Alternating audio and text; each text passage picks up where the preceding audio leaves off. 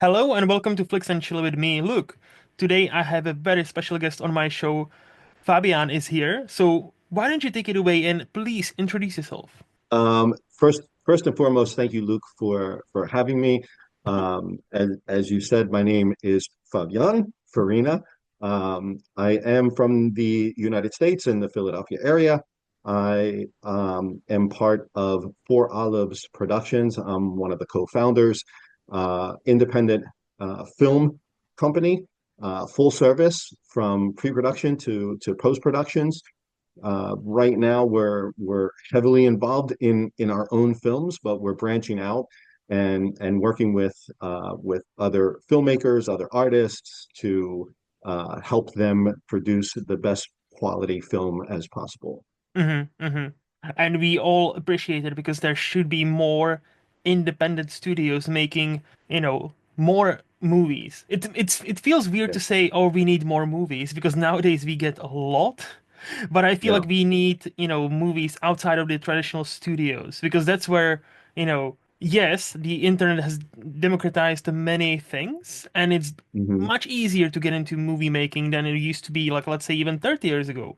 But Oh yeah. now there's a process. It seems to be there's like, even for the stuff that was supposed to break up these systems like Netflix and your streamers and all that, Mhm. they are kind of slowly skewing towards we still need big names to, even if it goes on Mhm. stream, we still need The Rock, we still need these names, and we Right. need somebody, who will direct it for us. And they don't give many newcomers that big of a shot anymore, I don't think. So definitely we need somebody like you guys. So I do appreciate what are you trying to do. Yes, and I couldn't agree with all of your points wholeheartedly because we've run into similar challenges, right? Because Hmm. we're smaller, Yeah. we're growing, but we're smaller, independent, as I mentioned. And to your point, a great example is the streaming networks, which on the one hand is very advantageous for independent filmmakers. On the other hand, however, it's definitely skewing in the direction of Hollywood Hmm. at this point. So there definitely are some walls to break through and that sort of thing. So it kind of is what it is, but I mean, I think for independent films, there is definitely a lot of opportunity. All the films that we've made to date are streaming on Amazon Prime, on Tubi, on some other streaming networks. So there is still opportunity out there. The primary thing that I would say is that your film has to be good, right? Yeah, yeah, Um, yeah. and and it sounds kind of cliche, but just making a film, which there's nothing wrong with doing whatever idea you have, as crazy as it sounds, Hmm. and getting better. So that's one of the things that we pride ourselves on. Um, if you look at some of our earlier films to the films that we're doing today over the course of 7 or 8 years or Hmm. however long it's been, um, there's definitely a upward skew in terms of production value, in terms of storytelling, in terms of acting, and Hmm. everything associated with it. So yeah, that's kind of my 2 cents Yeah. on independent stuff and Hmm. the opportunities that exist. Yeah. So I had your co-founder and friend Mariana on this show a couple of episodes ago. But when we are talking, that episode has not released yet, but it would, by this time, by the time this episode drops. Crazy how this magic works.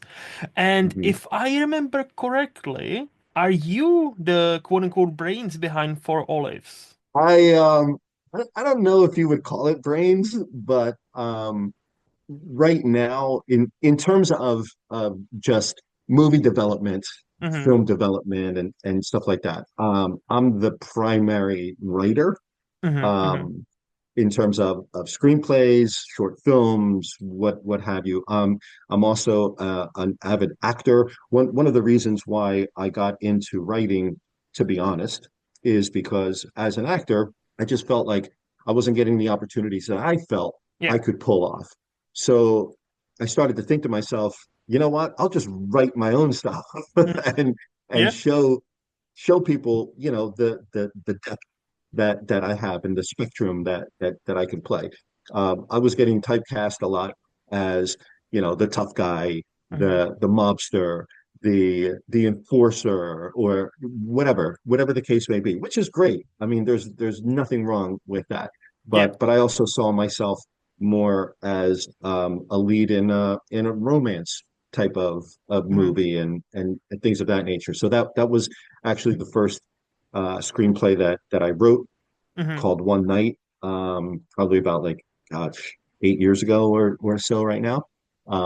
But yeah, but to answer your question, I wouldn't necessarily say that I'm the brains because Mariano brings a I'm bunch not. of, I was thinking more like Incep. If I remember correctly, what he said that did wasn't it you who came up with the idea of starting the production company in the first place? yes, Yeah. Okay. So I yes, remember the story that correctly is, because he shared the story with me that you came to him, and if I remember correctly, he first laughed and then he apologized and came back yes, like a next. He said like I apologized next day as a good friend and say you know what, let's do this. And to his yes, credit, when Fabian says something, he'll do it. And yes. here, that's how we are here. Yes, I am absolutely 100% very determined. When I put my mind to something, I'm very determined to Hmm. get it done. Hmm. Um, so yes, and that is all true. Mariano and I grew up together, so we've known each other for, my God, I don't even want to mention how many years, but we first met each other when we were teenagers, Hmm. growing up in South Philadelphia. So we've done a lot of creative stuff. We were in a band Hmm. together for a number of years. I played the drums. He was a guitar player and singer. So he's kind of used to my creative outlet. We share a lot in terms of a creative, artistic type of outlet. This was something new in Hmm. terms of films, for him anyway, not necessarily for me. But yes, he did laugh at me at first, and then he came around and he was like, you know what, this Let's might do not it. be a bad idea. Let's go for it. And I like that. So is that the story why you wanted to start in the first place? You were an actor first, and Mhm. then not getting the roles you wanted to get. So like, you know what? Fuck it. If I'm not getting it, might as well just create it myself and like take the opportunity and Exactly. try it. Okay. Exactly. Yes. That's Yes. such a mindset of like, I admire that mindset. I was like, I want to do something, but nobody is letting me, quote unquote, do it. So you know what? I'll try to make it myself. Right. And one of the driving forces of Four Olives Productions is our hashtag. Our hashtag is no wait. We do Hmm. not wait for anyone or anything. Hmm. If we have thoughts, if we have ideas, if we have, concepts that we're trying to flesh out and things of that nature, we just do it, Hmm. and see what happens. I mean, like, we've had things where we've done an entire film Hmm. and scrapped it because it just wasn't as good as it was supposed to be, Uh, or it didn't come out the way that we expected it, or whatever the case is. But on the flip side of it, we weren't afraid to try it and mhm, and to go for it. mhm, So, I mean, it's kind of like, there's no sense. There's so many actors out there that I hear the same story from, which is there's no work out there. There's mhm, no opportunities. I'm not getting the auditions that I really want, or whatever the case may be. And my answer to them is just create something, mhm. create it. Yeah. I mean, like, we all have an opportunity right now with something as simple as a cell phone Mhm, that everybody has, that films in 4K. So you don't need super enormous budgets to make a film. You just need an idea, you need mhm, a script, you need some networked actors that are also willing to uh, get some work done, some experience, some material for their reels and stuff like that. I mean, it's so easy to find people to participate in your projects, Mhm. there really is no excuse to not do it. Yeah, yeah. Okay, can I ask a money question? Because you mentioned, oh, you don't need a budget and all, but it's still good to have some money. And as a production company, like, I'm talking about For Olives specifically, Yep. obviously you need to have some money in that company. So I'm not expecting you to go into any details, right? But let me ask this. How do you raise the money? Do you have like a few backers behind you, or have you done, are you doing like a crowdfunding? Like what's your, how did, because obviously like anybody quote unquote can create a company. To have a Yep. capital in that company that can make something, it's a whole entire different deal, isn't it? So how do you Oh, guys, absolutely. again, I'm not expecting you to like go into specifics, so feel free to be vague. Yes, yes. No, but to your point, that's absolutely correct. Hmm. So, to date, we have been self-funded. That means myself and Mariano have been Wow. funding these projects. We both have day jobs. Hmm. So this is not our full-time job, not yet Hmm. anyway. Hmm. That's my goal. Um, but we have since and slowly have been going the route of looking for external funding. Hmm. Things like grants. There's a ton of grants. Now, when I say grants, I don't want to get people misled Hmm. because the grant process is extremely extensive. It takes a long time. It is, shall I say, rare that you'll even get approved. And even once you get approved, getting those funds takes another length of time and stuff like that. However, that is one aspect that's out there. There's a ton of fund me pages like GoFundMe and stuff Yeah. like that where you can raise some capital, Hmm. right? It has a lot to do with your following, your reach in terms of getting some of those funds, but that's a very easy way Hmm. to at least offset some of the costs that are associated with filmmaking. And then obviously, at the top of the pinnacle is financiers, movie production companies like larger scale production companies and things of Hmm. that nature, which we're starting to explore at this point with we recently brought on a publicist, Cindy Meach, Yeah. who's been great. I mean, and it's funny because there was so much stuff that we didn't know that we didn't know, Hmm. um, Hmm. and she's been opening doors for us, guiding us in the right direction.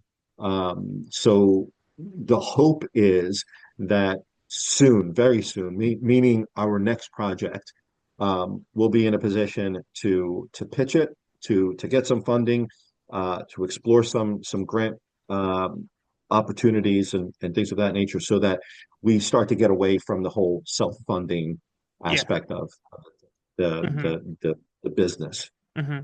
Yeah, see, you said something that that always is so true, even though it sounds nonsensical. You don't know how much you don't know. You don't know what you don't Right. know. Because that's the thing. Yes. Like, I would imagine, like, starting a production company, there are so many steps. You're like, oh, we need to do, okay, this is how this is done. Okay. And this is how Yep. this is done. I would Yep. imagine like every day is, like, for at least a year or so, you learn something new every single day doing Yep. that. Yep. Um, Not only that, but I'll go one step further.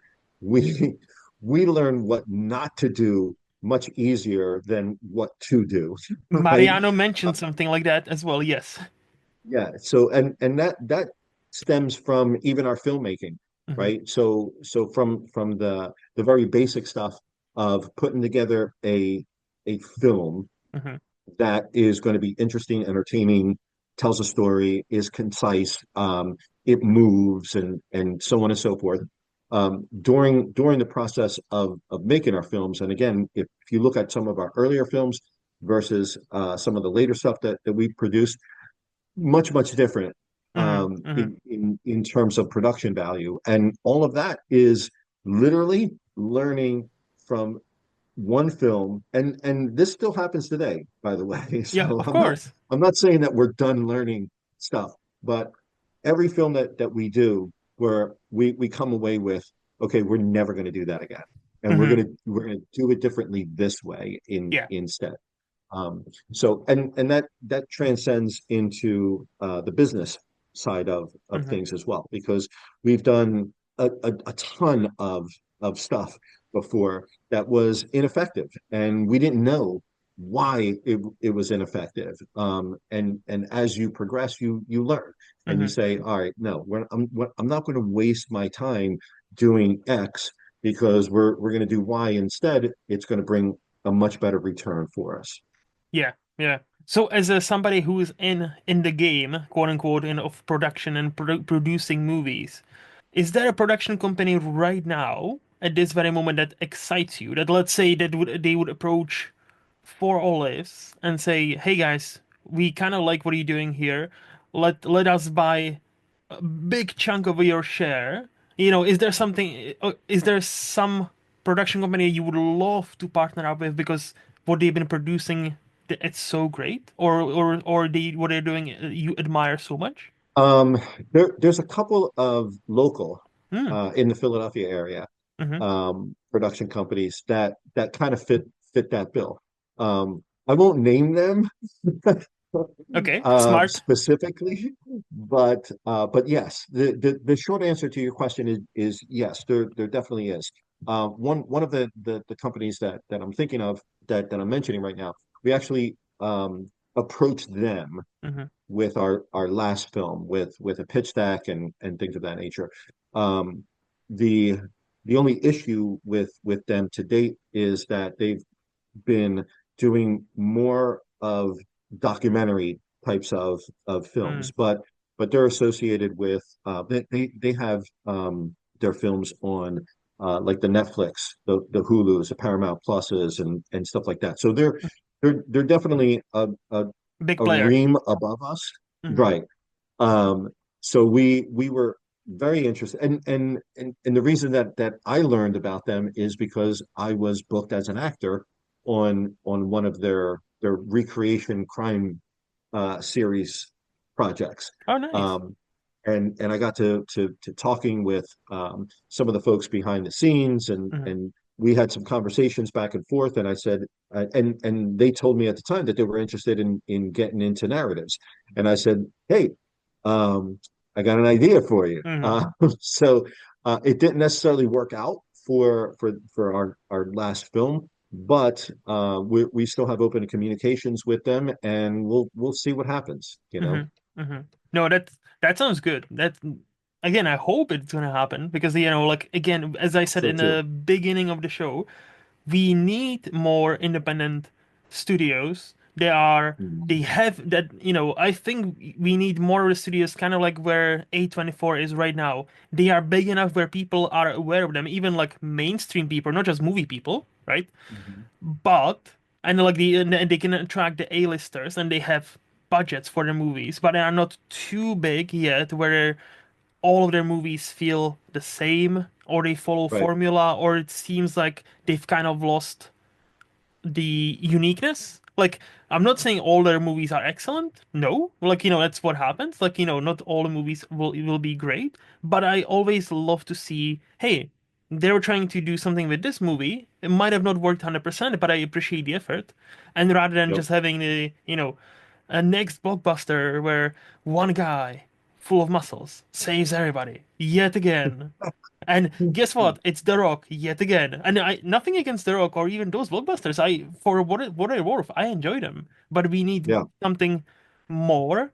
And I hope, like for example, Anora's win on the Oscars and Sean Baker's win as this kind of like indie darling should send studios some message, maybe? Like, Yeah. hey, even if you do this kind of movie, it might end up winning you some, prestige, which many studios Right. are after that prestige, right? But, Yes. Yes. and it doesn't have to cost you arm and leg. Like, Mhm. So no, but that's all. That's again. I really hope you will succeed. So you mentioned this is not your primary job, so you actually have a job. Do you mind sharing what do you actually do for a living? So let's just say that Hmm. I'm a consultant. Okay. Ooh, that sounds uh, mysterious. Okay. Let, I consult, fair. but yeah, I'm a marketing consultant Hmm. in the pharmaceutical industry. I don't work for Ah. a pharmaceutical company, Hmm. but my clients are pharmaceutical companies, and basically the the short synthesized way of describing what I do is I advise them on how to better market their drugs. So I'm kind of a drug dealer. I see. Because like see from movies, every time somebody says I'm a consultant, they usually are very dangerous people. So it's oh and the way you put it, across it's like mysterious man right here. I see. No, Yes, that's yes. fair. That is fair. Okay, so medical consultant. Hmm. Yes. So, and that's actually I always tell people um, that that's how I got my start in acting, Really? because because as a consultant you have to be very convincing Mm-hmm. of your audience, right? Mm-hmm. Mm-hmm.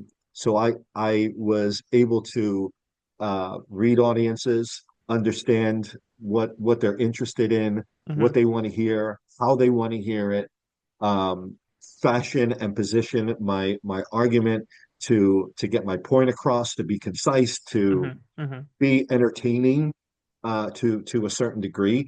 Because again, you know, regardless of the business that you're in, I think that if you look at your customers, and I'll use customers in a very general sense. Mm-hmm. Mm-hmm. If you look at your customers and you want to get their attention, to have them actually notice you and be interested in what you're saying, you have to be somewhat entertaining in terms of how you deliver that Mm-hmm. message. So all of those things kind of combined, I think, helped me greatly in terms of honing my acting skills. Mm-hmm.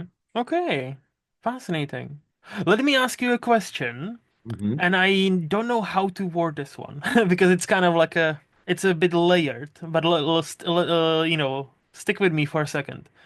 Okay. Has your job as a medical consultant for medical companies, like drug companies, right? Has that changed or been impacted by, like, in any shape or form after the Purdue slash opioid kind of scandal slash thing? Where they even made a TV series about it with Michael Yeah. Keaton. Yeah. The short answer to that is no. It That's has sad. not. It is sad. It's very sad, and for multiple reasons. I mean, Hmm. we could literally spend 3 hours talking about I would just that imagine. one time. Yeah. But ultimately, if you look at it from the perspective of the entire industry, so the entire industry is kind of like I'll just say this big. That what you're just mentioning, the opioid um, epidemic and stuff like that, is probably about this much of this, right? So did it have some type of awakening for people? Yeah, I can argue that it has in terms of the potential dangers of even prescription drugs, Yeah. right? So it's not just illegal drugs like heroin, cocaine, and stuff like that. It's stuff that a doctor is writing you a prescription on, Hmm. right?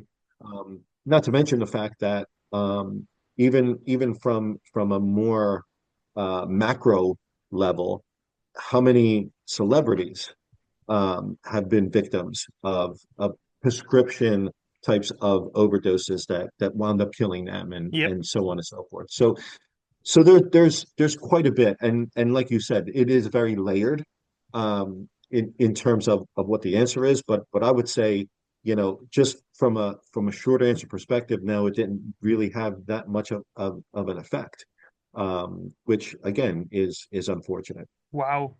That kind of surprises me, to be honest. But Yeah. see, it kind of surprises me, but to a certain point, it kind of doesn't. Because, Yeah. like, especially in America, that, the medical industry is so big. Like, it Hmm. seems it's kind of like Amazon at this point. It's so big, it's almost untouchable at this point. Like, you know, Yeah. unless there's some laws, and the monopolies will get broken down.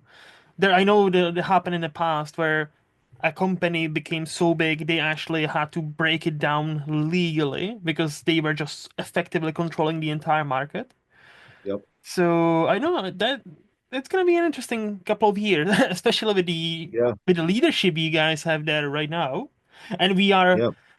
we are recording in April. This episode will not drop until maybe July, so God fucking knows what's gonna happen in the next 3 months. I'm just That gonna is say. so true. So true. And just to clarify, because Hmm. I know that there might be some viewers or listeners Hmm. that 100% disagree with what I just said, and that's perfectly fine because I Hmm. think that on an individual level, yes, it probably did impact Yeah, yeah. some people very dramatically, and it's changed their views Hmm. 100%, or they did a 180 degree turn Hmm. on that, and there's still some mistrust out there for the entire medical industry, not just pharmaceuticals, but pharmaceuticals are leading that charge, right? There's a ton of mistrust and people second guessing, and from multiple levels, not just from a drug perspective, but Yep. from a cost perspective. And I mean, like I said, we could talk about this for like 3 hours, easily, I and know. and still not come to any kind of conclusions. But for the most part, as I mentioned, it didn't really have that much of an impact. Hmm. and Hmm. and again, it is unfortunate because we, as people, just as compassionate people that are interested and concerned about others, you would think that it should have much Hmm. more of an impact than it actually did. Yeah. I feel like I see the biggest danger or slash problem right now is, and mainly in America, because in America it's like the most commercialized, I think, in the world. Like, medicine and health is so Hmm.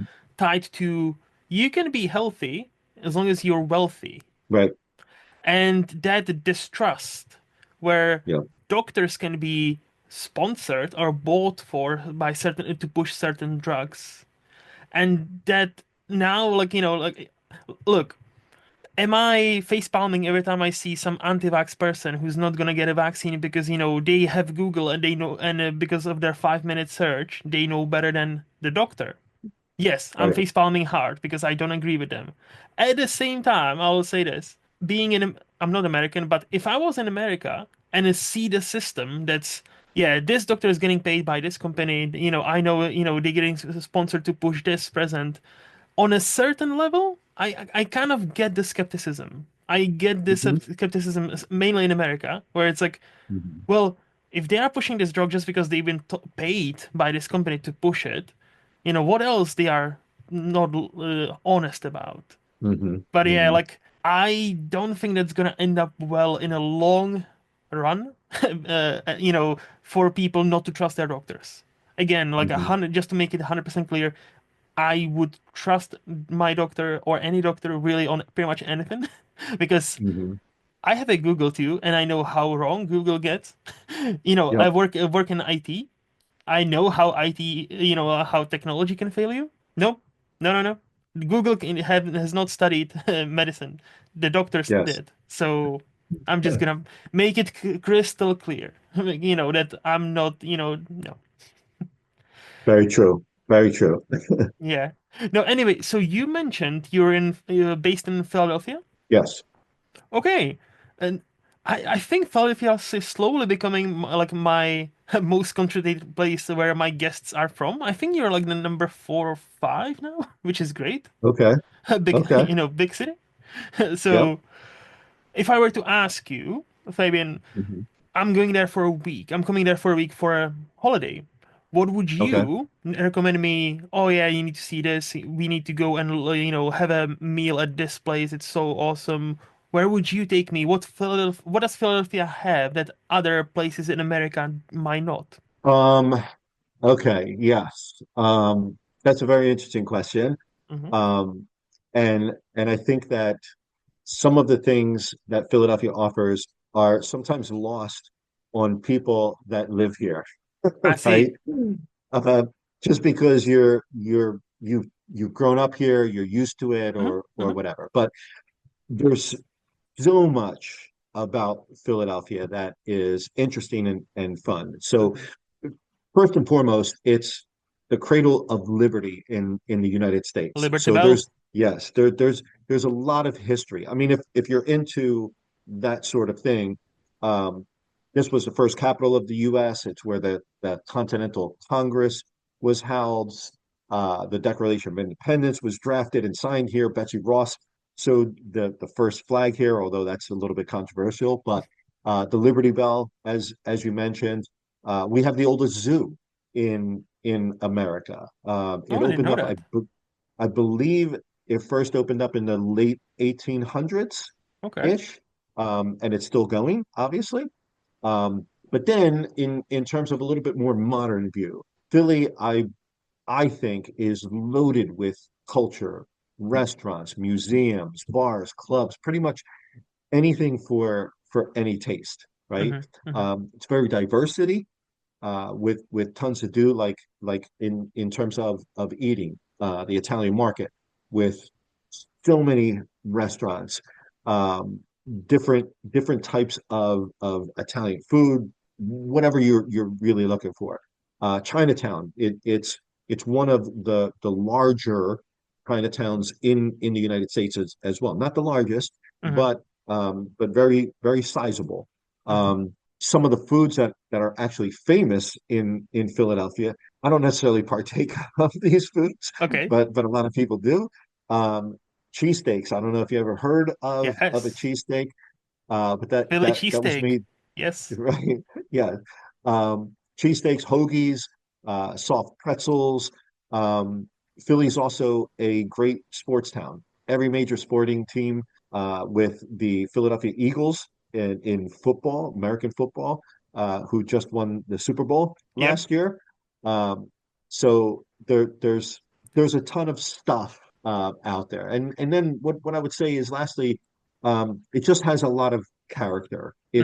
It's a big city, but the way that I would describe it is it's a big city with a small town feel, Mm. depending on where you are, Hmm. right? So South Philly, as an example, where I grew up, is kind of a melting pot of culture at every turn. And in terms of different restaurants and things like that you mentioned, I mean, some of the smaller neighborhood restaurants in South Philly are the hidden gems of the city. So while we have the higher end restaurants in the center city downtown area, um, if you go into the actual city itself, you'll fall in love with the food, with the people. Hmm. It's just I think it's a great place to be. Hmm. Hmm. You mentioned one thing that, Philadelphia is lost on the people who live here, and that or the beauty of it. And I feel like that can be said about any place. Because I always Oh thought yeah, about it like, I've heard something else, I cannot remember where from, but I heard it in a movie or someplace where it's like, well, yeah. Like, do you think people who live in Hawaii, that's where they go to vacation? No, fuck no, right, because right, that's where they live. That for them, this is not a magical spot. This is, hey, that's right, my homeland. yeah, I'm a fuck off to New York or whatever because they're like, right, if you live in a paradise, you will get accustomed to be like, oh yeah, it's pretty cool here, but you know what? I'm not gonna vacation here because I know it. So yes, I think yes, yeah. exactly. But no, Philadelphia always intrigued me, and now as a person who's almost up to date with It's Always Sunny in Philadelphia, I have talked to another person from Philadelphia about that show and how accurate or not it is. So I'll ask you the same question. Have you, obviously, many people in Philadelphia are great and lovely, I would imagine. Have you, though, Mhm. met any people who resemble the characters on the... Oh, first of all, are you aware of this show or do you watch it? I am aware of the show. I Hmm. have watched it, although I haven't watched it in depth, but Okay. I've watched a few Hmm. episodes, and I also watch clips from scenes like on YouTube Yeah, yeah. and stuff like that. So yeah, I'm relatively familiar with it. So have you met in your Philadelphia life somebody who resembles strongly some of these characters because they are horrible people. So and they always like somehow it kind of works out for them and sometimes doesn't, sometimes it Yeah. does. So Uh, how accurate is that? I I I would say that it's pretty accurate. Mm, I I wouldn't necessarily and let me let me back up a little bit because hmm. if my fellow Philadelphians are listening to this or they'll be like that's not accurate and I would say yes it is accurate to a certain degree, right? Okay. So yes, I have met people that let's say resemble the the personalities Hmm. of some of these actors or these characters, I should say. Hmm. Um, but from a bigger perspective, in terms of like, does it define the city? I would probably say no, it Hmm. doesn't really define the city. However, at the same time, again, it Philadelphia is a big city, kind of like New York, right? If you walk down the street in Manhattan and you look at somebody and you say, "Good morning," 70% of those people will look at you like you're nuts and just keep walking. Fuck you mean 30% good will, morning? who the fuck are you? What are you talking about? What's good about this morning? Yeah. Right? Like they're gonna have that reaction. Hmm. About 30% are gonna smile and say good morning, Hmm. right? Hmm. Um, Maybe some of those 30% are there on holiday. So they're visiting, they're not really New Yorkers. Just a But slight shade on New Yorkers right there. Like those happy 30%, they are not the native New Yorkers. They are just their own holiday. right, Like it. exactly. Um, but I mean, and that's kind of what you would get Hmm. in any place that you go to, right? So I don't think that it's different Hmm. or unique Hmm. in that perspective. But it is funny and it is entertaining. The show, I mean, Hmm. it's funny and entertaining because Mariano and I, and we do this with movies, with TV shows, or whatever the case may be. Hmm. Um, we always relate it back to some of the people that we grew up with, and we're Yep. like, oh my God, that is that person to a T. Hmm. Um, and it's pretty funny because the other interesting thing is not only does one or two things resemble or remind us of this person, but the entire personality of this character, it's like it's very consistent. Hmm. And I'm like, that's pretty scary. And Yeah. but it's balls on accurate, right? Hmm. So that makes it even funnier and even more entertaining. Yeah. If I remember correctly, it was my buddy Nick who I had on the show, who's also from Philadelphia, and who said something along the lines, people from Philadelphia are the kinds of people who, if you have a flat tire, they will stop, they will shout at you for having a flat tire, but they will help you out. And Right. would you agree with that statement? I, That's pretty funny. Because generally, yes, I would agree with that.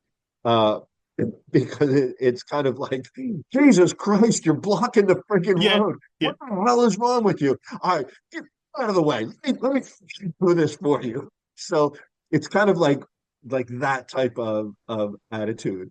And I think that's funny in a sense of like, okay, ultimately they're helpful, but but there's a little bit of something going on, right? Because you're disrupting their life for whatever that means at that moment So they're going to help you because their agenda is I need to get on with whatever it is that I'm doing right now.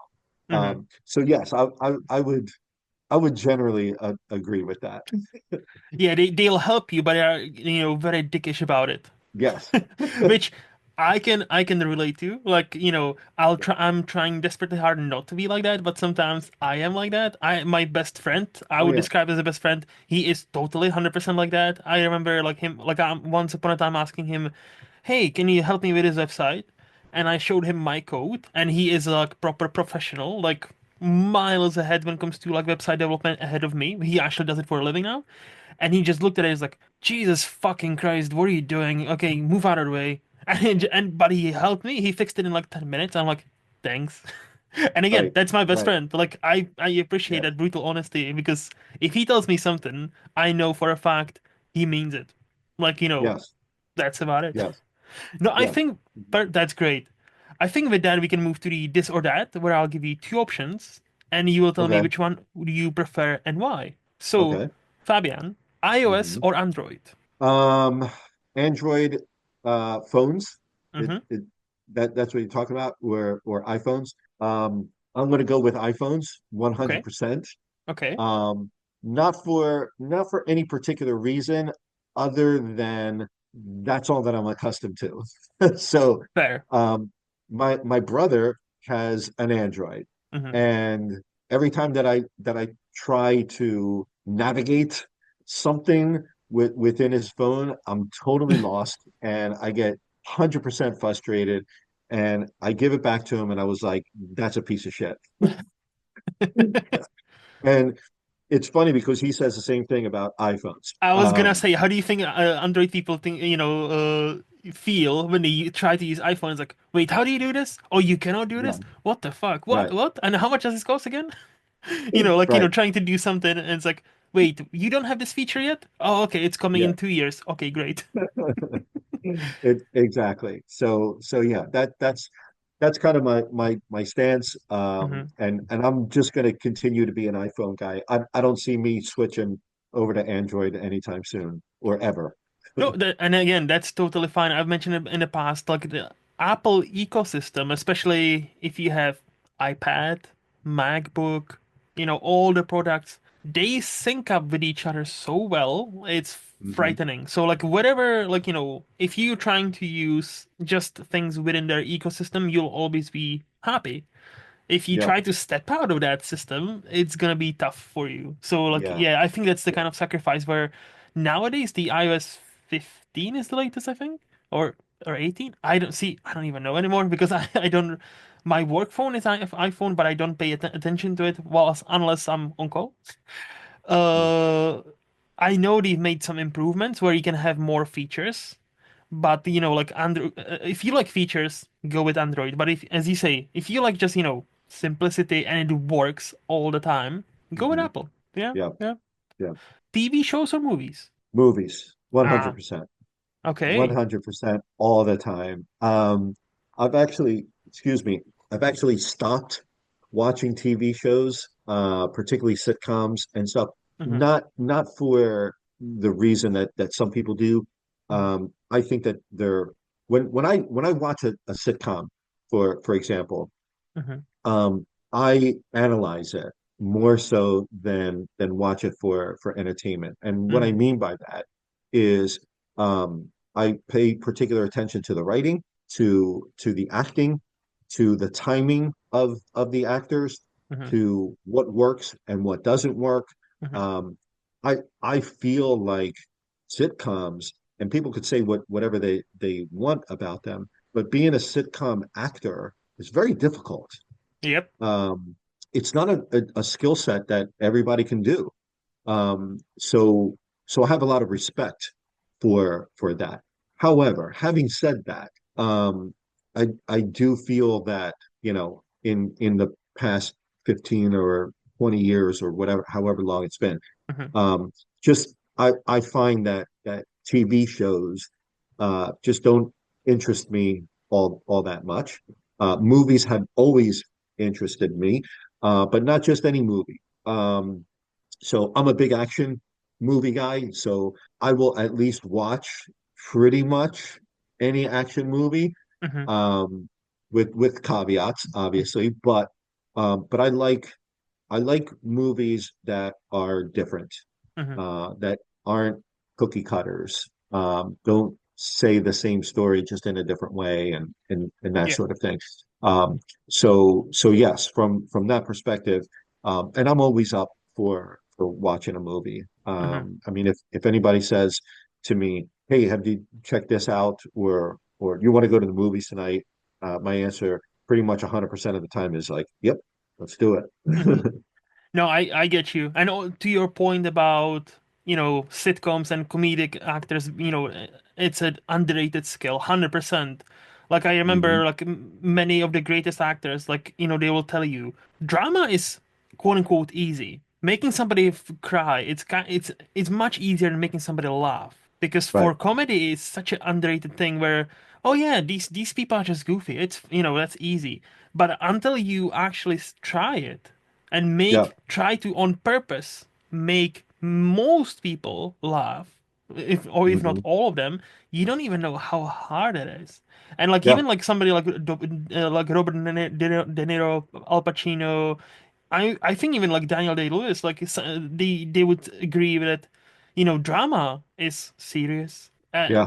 and it's like obviously you need to be much more in tune with what you're doing, but at the same time, like like comedy is so fucking underrated.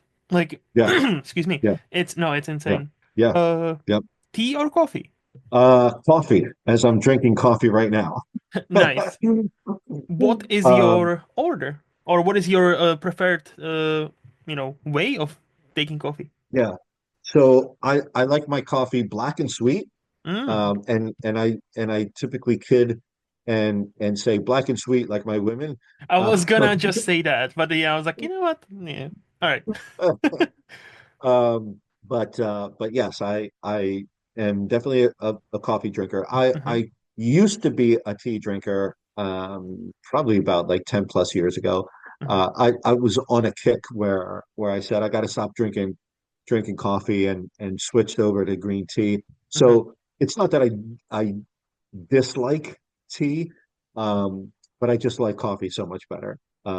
But Yeah. but in a pinch, and every once in a while, I get in a crazy mood, and I'm like, I feel like a tea right Hmm. about now. So Yeah. so yes, I do enjoy tea as well. Yeah. So, but just for coffee, just black and a bit of sugar. That's it. Yes. I get you. I get you. Money or free time? Ooh, Hmm. that's That's a challenge, isn't that's it? that's very challenging.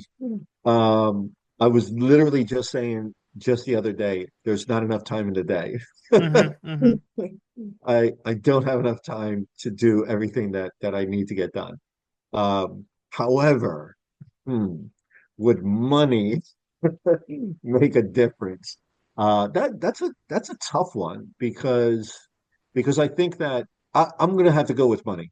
Okay. Okay. I'm going to go with money because as we were discussing before we started taping, I literally got up at 3:30 this morning to go to the gym. Hmm.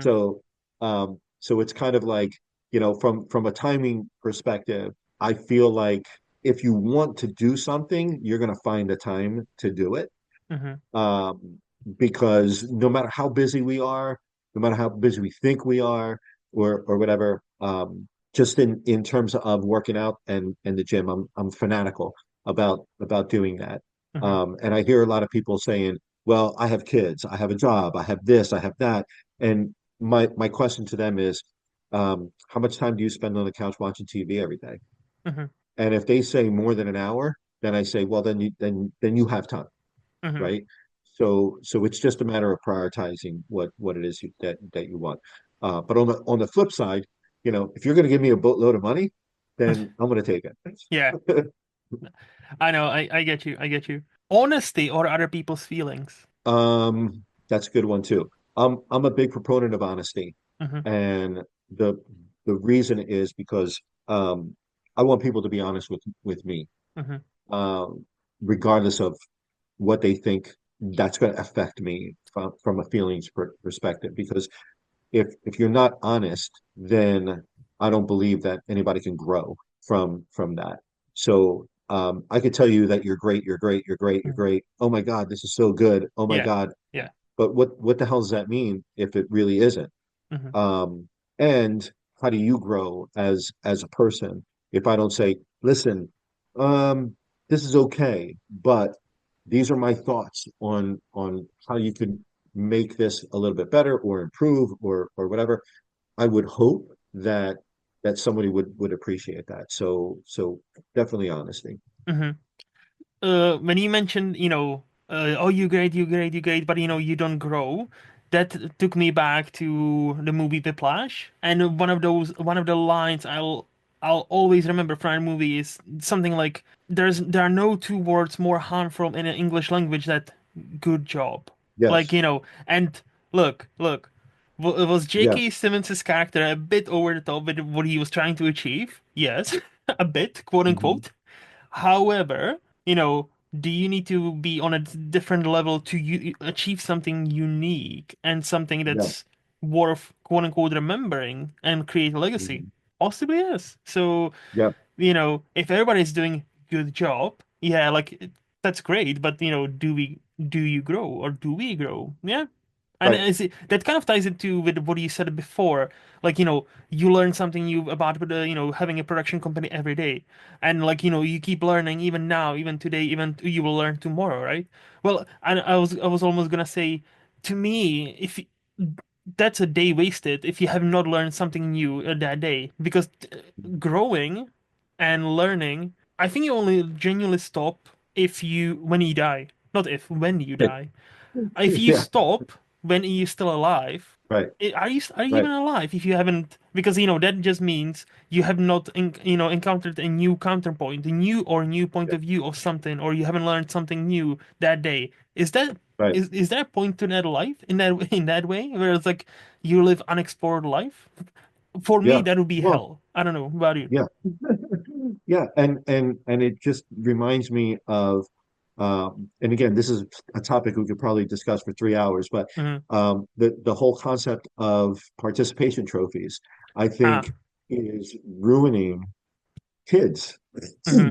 because basically we're saying you lost, Hmm. but you're going to get a trophy because I don't want to hurt your feelings and I don't want you to go home crying that you lost. Hmm. What ultimately what is that teaching kids, particularly as they grow up, Hmm. is mediocrity is okay, Hmm. and it's not, right? So those kids are going to learn hard lessons, and taking it back full circle with opioids and painkillers and stuff like that. I mean, are they likely to do that? Who the hell knows? But Hmm. but what I'm saying is that this is why I think that being entrenched with honesty, sometimes it's brutal, but if it comes from a loving place, Hmm. then it's okay. Not from an insulting place, like this sucks, Yeah, and yeah, and yeah. walk away, but offering some constructive criticism Yes. to hopefully improve yourself. Because as you mentioned, and I agree with wholeheartedly, a day where you don't learn something is a wasted day. Hmm. I would, yeah, see, so I would say to that, I would say 100% what you said. If you say, "Oh yeah, this sucks," and walk away, that gives you nothing. You're not being honest, you're being a dick. But if you say, Right, "Oh yeah, this sucks because of A, B, and C," and give me some reason, I always say, right, like, I don't, like, at the end of the day, we can have different opinions on many things. But I don't really mhm, care about the opinion as much as why do you think that? If you tell me blanket exactly. statement like I don't like pizza. I'm like, okay, why didn't you All like right. pizza? And he then like tell me, well, it's this, like something like that. And so yeah, like constructive criticism and feedback on why do you think the way you think. I think it's Right. lost a bit.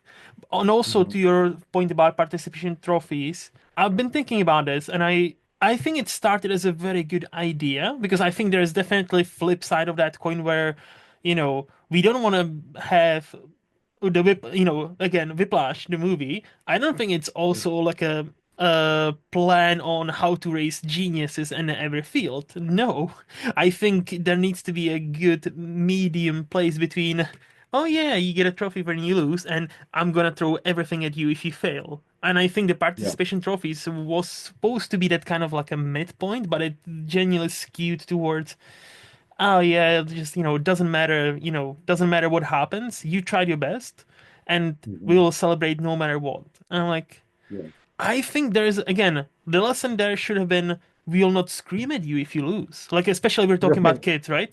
Like I Yes. think the lesson should have always been don't be a dick to your kid if your kid plays a professional sport or does something on a professional level. Don't be a dick to your kid when they lose a game or when they something doesn't happen or doesn't work out, right? Right. But at the same time, Right. if something doesn't work out, it's like, oh yeah, well, still celebrate because you did, you lost, but you still celebrate. I'm like, I don't think we need to celebrate. I think we just need to be like, hey, tough luck, buddy. But hey, Yeah. today is not your day. Maybe, Right. maybe we'll try tomorrow. Today we'll rest, and Yeah. tomorrow we can talk about, hey, what if we try this? What if we work on this? What if we try to Mhm. improve this? And I think that was the purpose of the participation trophies. But again, I don't know. I'm too young for that. Or Yeah. sorry, not even maybe old. I don't. To be fair, nobody fucking knows anymore. Uh-huh. Anyway, um, summer or winter? Winter, without Ooh, hesitation. Yes. why? And And people look at me like I have two heads when I say that. And it's happened to me more than a few times mhm, because I I just don't like let me put it this way. I'm going mhm. to back up a little bit. If I want warm weather, I will travel to it, Ah, and then I will come back to the colder weather. So there are times it's not that I hate summer, mhm, it's just that I prefer the winter time. I don't get cold very often, mhm, and I don't mind wearing a jacket, wearing a sweater, that sort of thing. I feel like in the wintertime, there's always something more that you could put on. In the mhm. summertime, there's only so much you could take off. Yeah, yeah. Until you're down to nothing, Mhm, right? So, so from that perspective, yes. Now there are aspects of the wintertime that I don't particularly like the snow. Um, Again, if I want snow, I will travel to it. mhm. That sort of thing. But just from a temperature perspective, I prefer the cold. I see you're reading my mind because that was my next question. Do you like the snow? If you choose winter, do you actually? Okay, so you don't really care for snow, but you Yes. prefer cold. Okay. Yes, and that snow is a recent phenomenon because when I was younger, I used to love the snow, Hmm. right? Just like any other kid. Yeah, yeah, Uh, yep. you get a day off from school, you get to go out and play, and that sort of thing. But as you become an adult, and now you have to shovel, you have to shovel your driveway and your payments, and you have to try to navigate around in a car and And stuff like still go that. to work, even if it's Yes. snowed in. Yeah, yep. Yeah, Hmm. there's no such thing as snow day as an adult. Hey, guys, take a day off. It's snow. It's fine. Yeah, No, exactly. yeah, no, I totally get you. Probably the most important question of all: ninjas or pirates? Ooh, Mm, I think I would have to go with ninjas. mm, And I mean they're both not great people. So depends on how you look at it. The mhm. pirate probably not so much, but Questionably the much ninja. more dangerous people pirates. Yes, yes. Yes, but a ninja could be a good ninja. I don't know, but I like the stealthiness Hmm. of the ninjas. I like the precision in their attacks, Hmm. the analytics behind their attacks versus a pirate who, just from my perspective and from whatever I know about pirates, which comes Hmm. from the movies. Um, they're more kind of gun ho type of thing, shoot from the hip Hmm. type of people, take the opportunities as they come versus I believe anyway a ninja has much more tactical types of training and things of that nature. So they're going to explore and manipulate your weaknesses Hmm. much better. And that's I like that. I like that approach, and I think it's a difference between cutting and surgically making an incision. Yeah, yeah. And also as a person who, you said it yourself, woke up at 3:30 in the morning to go to a gym, ninjas also Yeah, have some sort of code. So like, yeah, you picking, and have like and therefore like you need to have certain mindset for that. So you picking ninjas makes all the sense to me, and it's just based on like an hour we just been talking, So like, yeah, that makes so much sense. yeah. And the last question, free will or destiny? Oh, okay. So I don't believe in either one of them, but what I would like Mm-hmm. is free will. And the reason is because I I I have a hard time with destiny because that means that no matter what you do, there's not going to be a different outcome. Mm-hmm. And at least that's the way that I define destiny, right? Like Okay. this was destined to Yeah, happen. predestined. Yeah, yeah.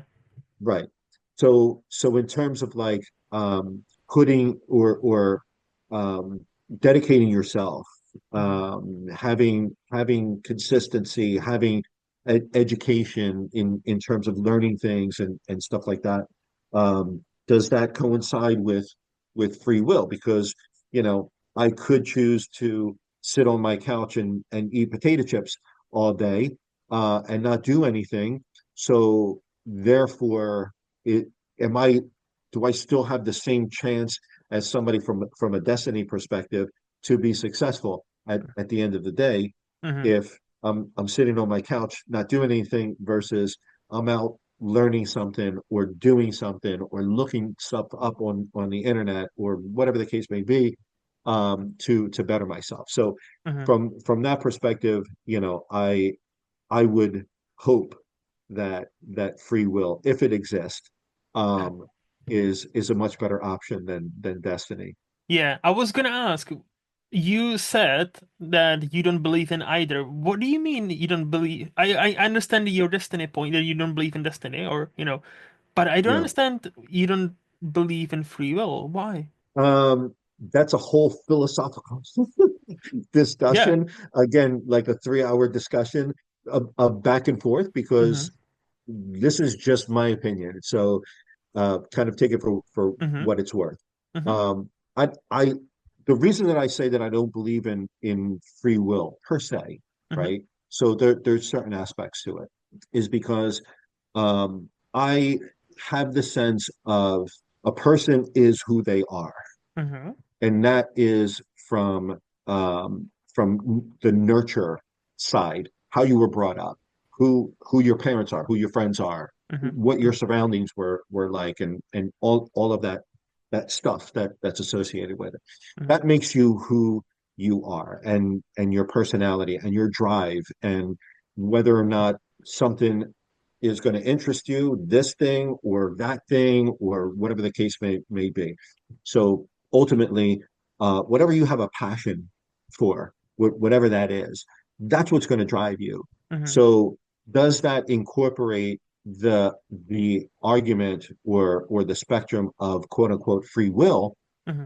I don't necessarily believe that it does because you either have the drive or you don't, right?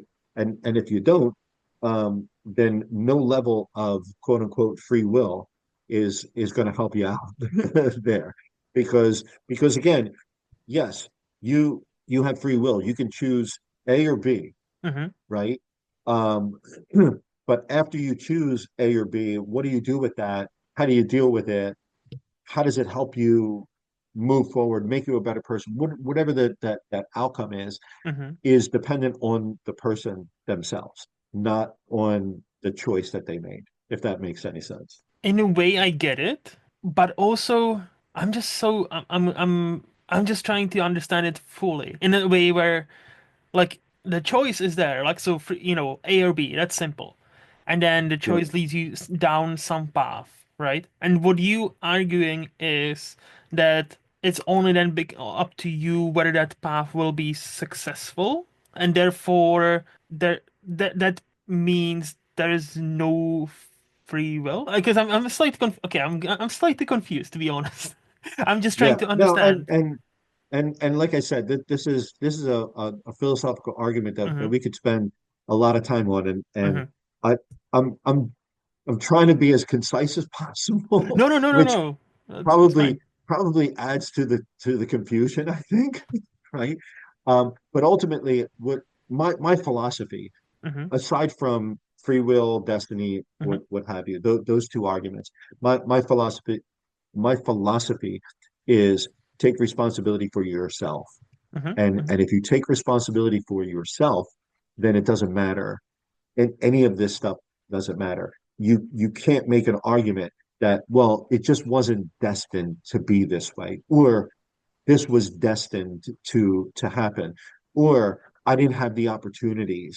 You know what I mean, from a free will perspective, Hmm. or I made the wrong choices, or all of those things to me are excuses, Hmm. Hmm. right? Because when I make the wrong choice, and I do make the wrong choice quite a bit, Hmm. right? I learn from it. And then I sit back and say, well, then was it really the wrong choice? Because maybe that was the right choice at the time.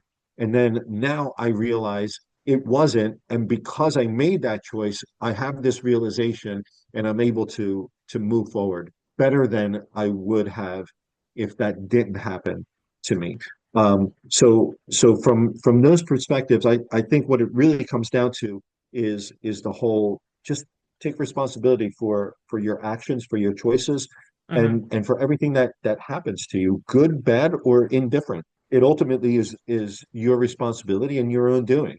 So as long as I feel that way about myself, I feel like I can accept things that happen for me to me Hmm. or or for me, Hmm. and then analyze whether or not this is something that I want to continue or Hmm. not continue.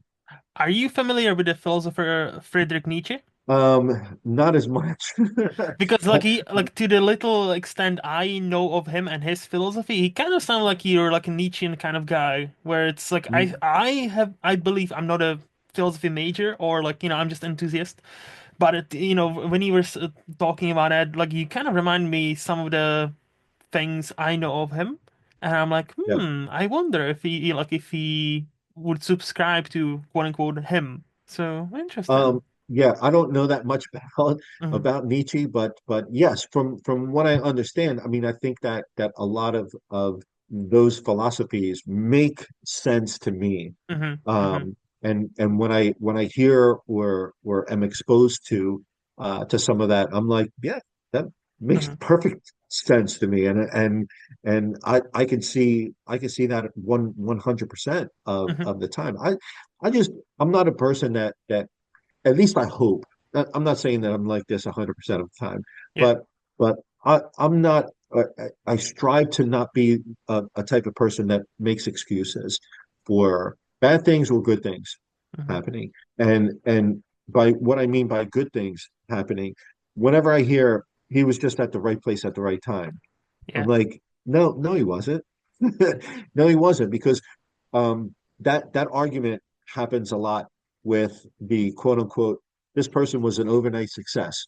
Yeah. Um, I don't know where they came from, but all of a sudden, boom, they're at the top. What you don't realize is overnight was 20 years of training that Hmm. that took them to that point where they got that opportunity, and and they did what they could to catapult themselves. Hmm. Hmm. So that person took responsibility, did what they had to do, put themselves in that position, Hmm. and ran with it. I can respect that 100%. Are there instances where somebody sees somebody at a coffee shop and says, "Hey, you got a great look"? Yes, there's always going to be instances like that. Hmm. However, the vast majority of your overnight successes have a backstory that you have no idea about, and what they had to go through to get to there. So Hmm. Yeah, all of that stuff. It's really fascinating to me. Um, and I it's interesting to think about. But that's kind of how I Hmm. try to live my life. Yeah. No, I 100% agree with the overnight success is rarely an overnight success. That just usually means, hey, this actor or director a mainstream audience has never heard of and now is mainstream and it's therefore Right, overnight, right?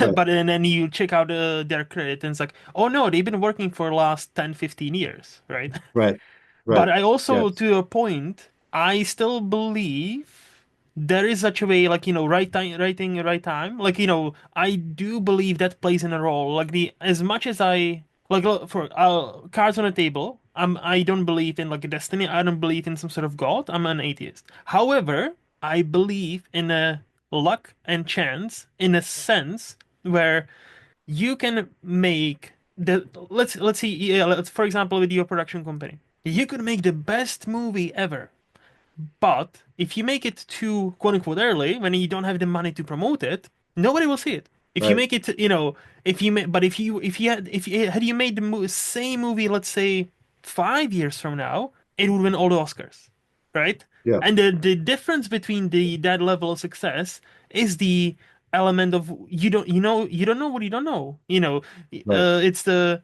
that kind of timing is very important. Like, and we see it on like platforms like YouTube.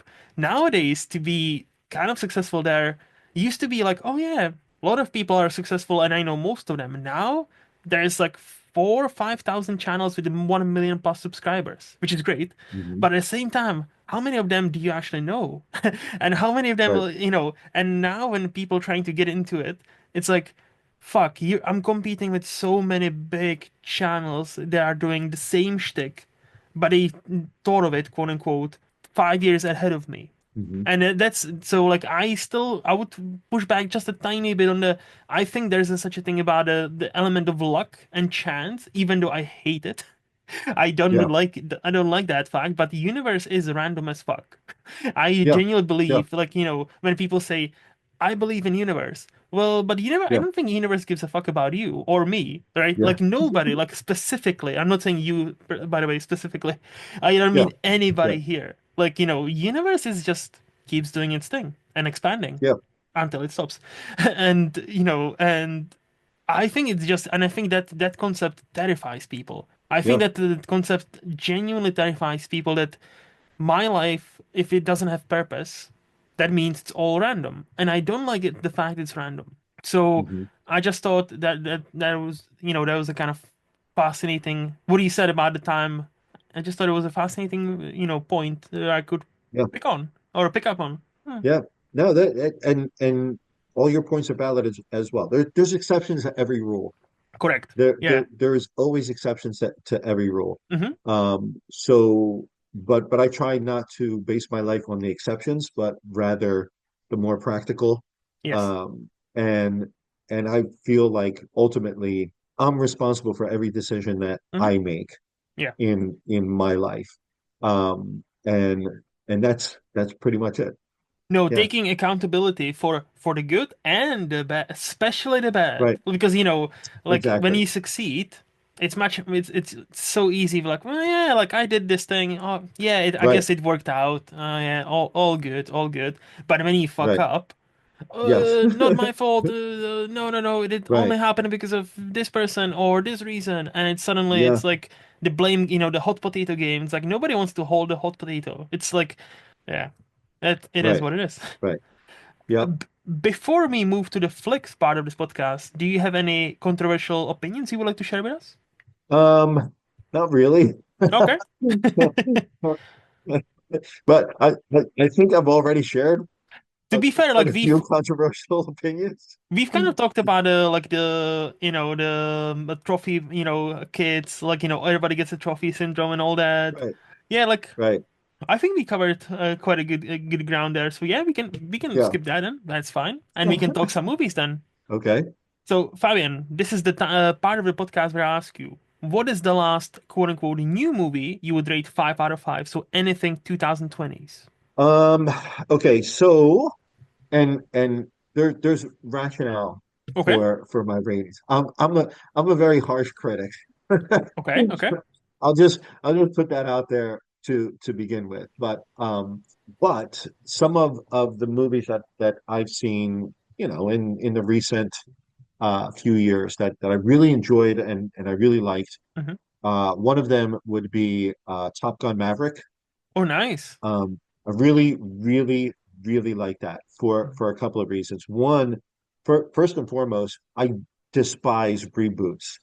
Mm-hmm. I feel like that's Hollywood trying to make money off of an unoriginal idea that was original at some point, that was successful in its own right, Hmm. and now they're trying to bring it back, and for nostalgia reasons, um, they think it's going to be successful. Many of the reboots are financially successful, but from a creativity standpoint, from a filmmaking standpoint, blah blah blah blah, Hmm. not so much, Hmm. right? However, this movie, I felt, it wasn't cheesy in that sense. It wasn't, let's remake Top Gun into this different thing, Hmm. type of thing.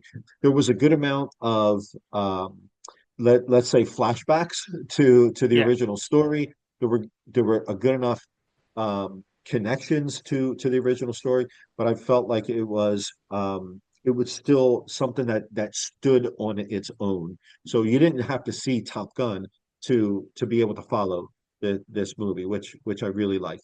And it had some great action in it. So Hmm. again, I'm a big action guy. So that I really liked, a lot of really great special effects and stuff like that. Hmm. Aside from that, I would say, and maybe some people might chastise me with this one, but the John Wick series, I absolutely love the John Wick series. Although, Hmm. although, Hmm. to my earlier point, I'm not a huge fan of sequels. I'm not a huge fan of reboots, and I felt like John Wick Part Two and Three Hmm. were kind of okay, a little lacking on the storylines. I think they went pretty heavy duty on the actions with these, but definitely entertaining without a doubt.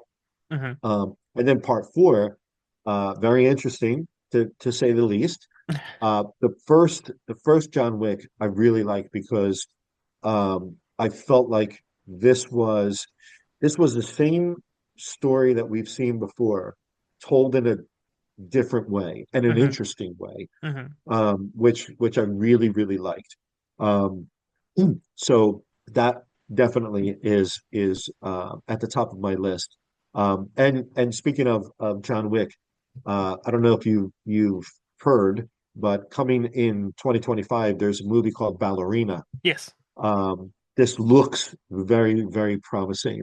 I've seen some previews to that, so I'm going to be checking that out Uh, as soon as that comes out. Me too. So just to your all the points, because you mentioned quite a few things. So Top Gun Maverick, I've only seen it once in a cinema, but I also loved it. Like, Yeah, there's a meme, Tom Cruise saved the cinema that year for a reason because it was actually nobody expected this to be any good, and yeah, it actually was great. yeah, So I'm like, yeah. fair. I think John Wick, nobody will chastise you for loving these movies or liking these movies because I think they are mostly, all of them really are highly regarded, especially action, as far as action goes. I personally love the fourth one. You said it was interesting, sounds like I have a feeling you're not as keen on the fourth one, which is fine, okay. And to No, your, tell me.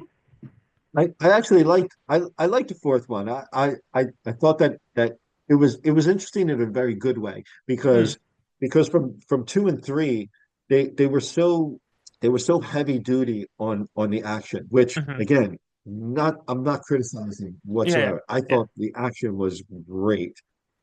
Storyline wise, a little bit lacking in Hmm. in two and three, because they were capitalizing on what made it so good, of a film. Hmm. Four, I think, brought a little bit of story back into, in addition to all of the action stuff. It also incorporated a very interesting storyline, which made it not only entertaining, but I was like, Yep. wow, that's pretty cool. And Yeah, it's beautifully shot movie, especially number four. Like the scenes in yeah, Japan when they are, when they are in Japan, and then scenes like in Germany. Like no, like that movie, like I don't think it gets enough credit. Like it gets credit for action set pieces and the stunts and all that, and it should be praised for that. But also the camera work on that, it's fucking yeah, amazing. And to your yeah. last point about Ballerina, I will still go see it. I am excited about it. However, I have heard some things about how the first cut of the movie was bad to the point where they had to invite the original director Chad Stahelski Uh-huh. of John Wick movies to actually shoot quite a few scenes and fix it. And I'm like, Okay. this is gonna be so like I'm obviously like if the final movie will be great, okay, great. But yeah, like I'm like slightly more skeptical now, but like Ana de Armas is awesome. So like she can kick ass as we've seen in No Time to Yeah. Die and few other movies.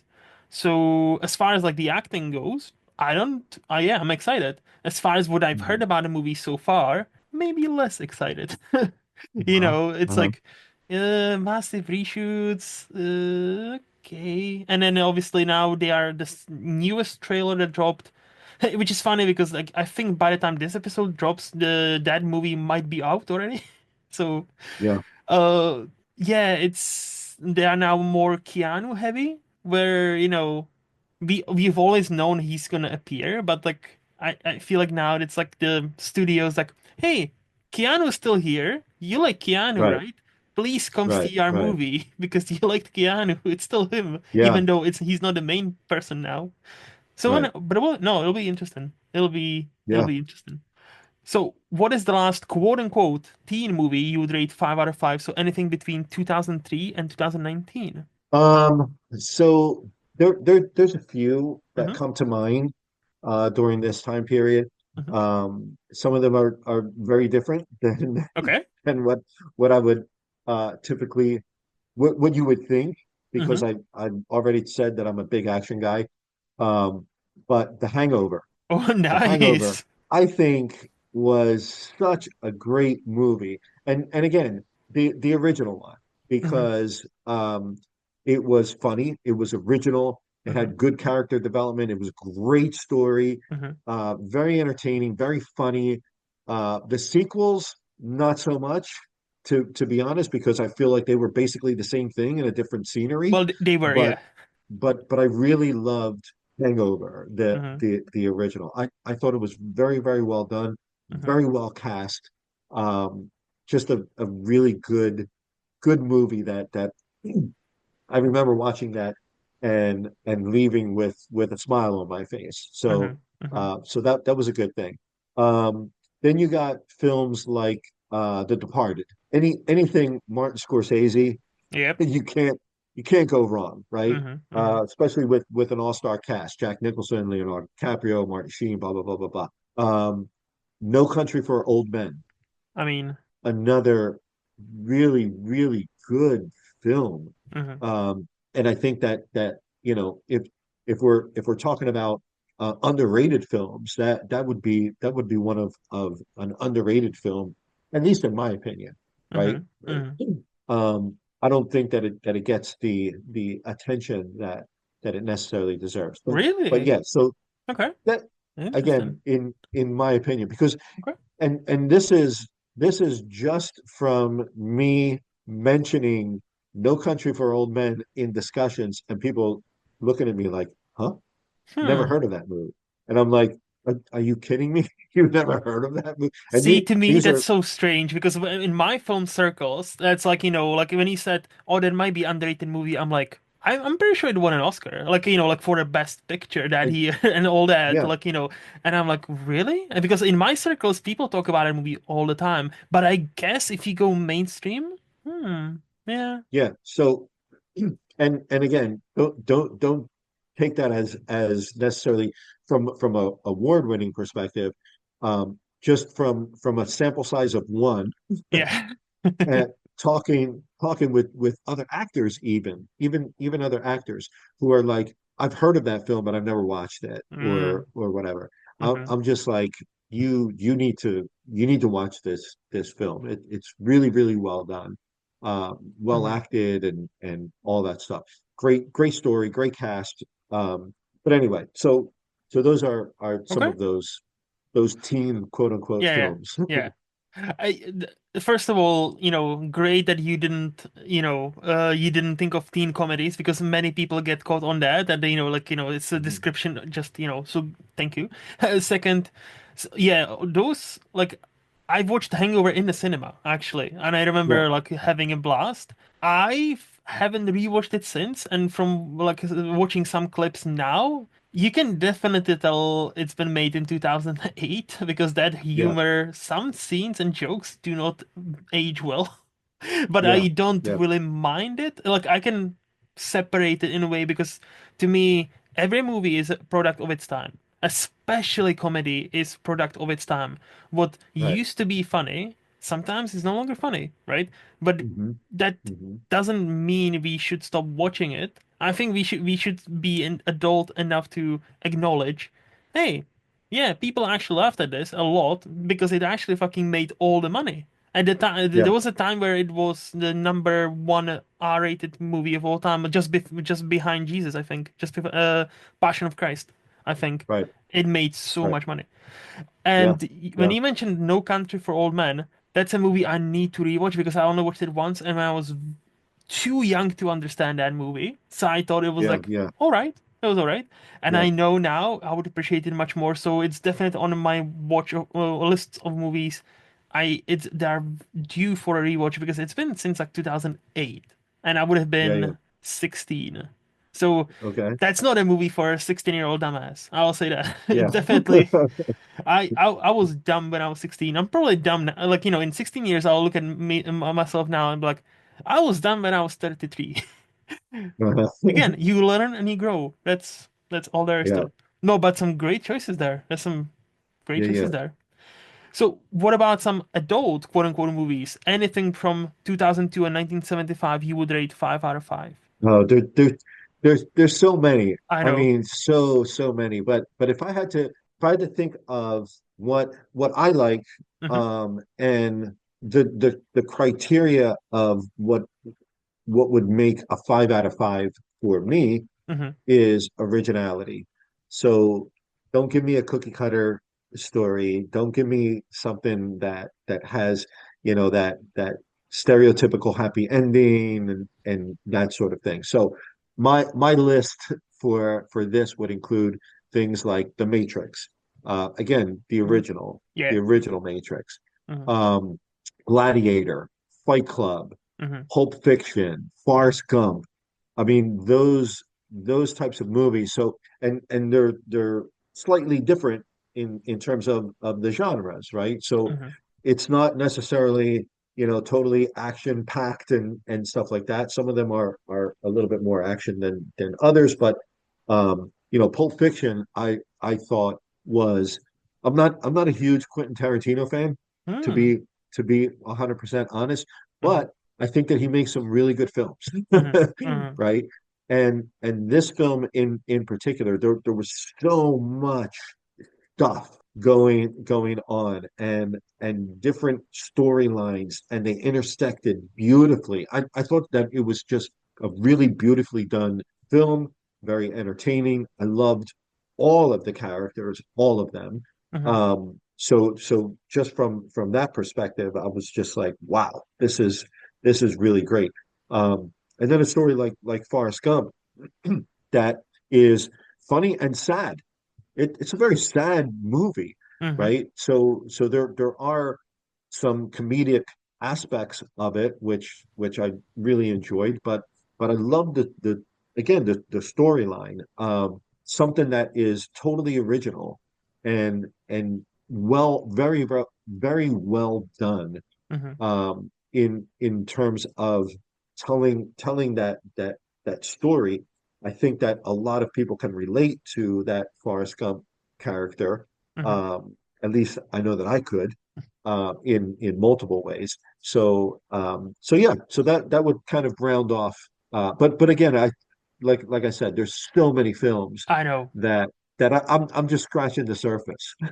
No, especially in that time span, there's obviously because it covers what, 27 years. So yeah, Right, it's so many great movies. And yeah, right, like you've mentioned all the great ones like Gladiator, Pulp Fiction, Matrix, Forrest Gump. yeah, Yeah, like I'm not as high on, for example, on Forrest Gump, I'm not as high as many others are on that movie, but I still like it. I'm yeah, not gonna say it's a bad movie. No, I still like it. I'm not as high on it, like, I'm not loving it as many others do. hmm, So something with me, which is fine. It just yeah, didn't, yeah, but like Matrix, like talk about like influencing genre, like Pulp Fiction, like Quentin Tarantino influencing. There is a reason why after '94 there are many Pulp Fiction like movies, right, that try to recreate that, they try right, to copy that magic. And yeah, for most parts, they were bit successful. Some of them were successful, but most kind of failed because yeah, you know, I also don't. I really like Tarantino. I aspire to be like him in a cinephile sense because that dude, every time you speak to somebody in Hollywood or listen to an interview about people in Hollywood about cinephiles, like who are actually proper cinephiles, they always mention two names. Martin Scorsese and Quentin Tarantino, as far as like who's mhm, seen the most movies and who actually has the movie knowledge that will tell yeah, you, hey, have you seen this random movie from Japan from 1962? Oh, you haven't? It's a masterpiece. You need to watch it. And yeah, those two apparently are such a like deep wealth, like wisdom of like knowledge of like cinema, and I respect him on that level alone. I'm not as big of a fan as many others are, kind of in what you said about Quentin, mhm, but it's fine. Like every time I hear him talk about movies, I'm like, yeah, the dude is just living his best life. yeah, yeah, So yeah, yeah. that's no, that's awesome. What about some Mhm. quote unquote oldies? What is the last old movie you would rate 5 out of 5? Anything 74 and older? Um, First and foremost on that list, being from Philadelphia, I cannot ignore Rocky. Of course, Um, of course. so so Rocky is one of my all-time favorite films. Hmm. I saw that as a little kid. Um, and I remember running home and shadow boxing the whole way home. Uh, my uncle took me to see that movie. Hmm. But aside from the Homer aspect of mentioning Rocky, Godfather. Oh I yeah. mean, you cannot go wrong with Godfather. Actually, even Godfather 2 was really a great Hmm. film. Hmm. Um, and one of my all-time favorite movies, one of the first movies that I saw of Clint Eastwood was Dirty Harry, Oh nice. the original Dirty Yeah, Harry. yeah, yeah. And I just loved that film. And again, I saw that as a little kid. But I just I loved I'm sorry, Clint Eastwood. Hmm. I just liked his look, the way that he delivered lines, and this is even from a very young age. I was just like, wow, this guy scares the shit out of me. And Yeah. I love that. Hmm. So Dirty Harry is definitely up there on my list in terms of the oldies. So for you, you grew up on Clint Eastwood. So for you, Clint Eastwood is always gonna be Dirty Harry first. Oh yeah, Okay, yeah, because for me, Clint Eastwood, I grew up. I only seen Dirty Harry when I was older, so I didn't grow up mhm. watching that. But what I grew up on was the good, the bad, and the ugly. Like for me, he's Yes, always been the man with no name, like that yeah, trilogy, and mainly that third one, which yeah, that poncho, the hat, just the attitude, you know. And obviously, Sergio Leone directing is also helping. Ennio Morricone scoring also big help. So, but like uh-huh, Clint at that era, I'm like, yeah, and then you hear stories how many ladies he's had in like 60s, 70s, and like I could see it. And yeah, and if you see his son Scott Eastwood, who looks pretty much exactly like him, and I'm yeah, like, that's a good looking fucking dude, and I'm a straight, Yeah, and I'm a straight dude, yeah, and I'm like, yeah, I see why this man would would get all the leads. I get it. Like there yeah. are some men I'm like really, but Uh, and there are others that like exude that kind of charisma, that kind of like something else. And the young Clint Eastwood, and I'm like, I get it. I totally get it. oh yeah, yeah, yeah, definitely. Very, very good looking guys. And I agree. His son is almost identically his identical twin Yeah, there's at no his age. paternity So test. There's no test needed for if he's right. his the actual dad. You just look at the pictures. Sometimes, like, it's like, really? Yes. That's their child? Okay. And then Yep. you look at the Yep. picture. Like Maya Hawke is if you don't know who Maya Hawke is, she's a daughter of Uma Thurman and Ethan Hawke. And Ethan Hawke. Right. you can see both of both of her parents in her. Like it's Yeah. insane how she genuinely is a blend of those two, and I'm like, that's scary. Yeah. Yeah. Genetics, Yeah. how do they work? Yeah. What would you say is your favorite movie decade? Uh, Favorite movie decade. What? Well, I mean, I think we kind of touched on that Hmm. when we were talking about the 2000 teens, Okay, right? So 2000 teens to present day, okay. definitely in terms of great films, special effects, Hmm. better acting, uh, action sequences. So all of that, huge improvements in terms of the overall cinematic experience, at least again, in my opinion. Hmm. Especially if you're a fan of action, which I am. So from that perspective, there's no comparison between movies made in that realm of time versus earlier, Hmm. again, particularly action films with special effects and stuff like that. Like I remember seeing Star Wars for example, and being blown away when I first saw it. And now if I watch Star Wars now, I would say this is the cheesiest thing I've ever seen in my life. Hmm. I mean, like not discounting the film Yeah, for what it is, but now it's kind of like that original what we were talking about when we first started. You don't know what you don't know, yeah, right? yeah. So at the time, I had no idea that it could be so much better, Hmm. right? But now that we're exposed to that, it's kind of like, yeah, lost its luster. But yeah, so I would say the 2000 teens, in my opinion, Okay. is great. No, we've had so many great movies in 2000s, 2010s. Like, Yeah, even now, like we've only are 5 years into 2020s, like the Roaring Twenties, yet again, yeah, on a different note. But even now, we've had some amazing movies. So, like, yeah, we're never, this is the beauty about being a cinephile. No matter what decade you pick, there's no really wrong answer because there's always right, something about, 80s have this, 70s have this, 60s had that. But, right. 90s had this, 2000s had this, 2010s we Yeah. gotten these movies, and now again, only 5 years into 2020s, we've all already gotten some amazing masterpieces where I believe they will stand the test of time and they will Yeah. become new classics. But in order for them to become classics, we just need to have more time, and Right. Right. audiences will decide, hey, this is an actual classic, this is a cult classic, and yeah, we like this movie, Hmm. and yeah. Yep. Yep. So, do you have any hot movie takes since we didn't discuss any, quote unquote normal, hot takes? Do you have any movie related ones?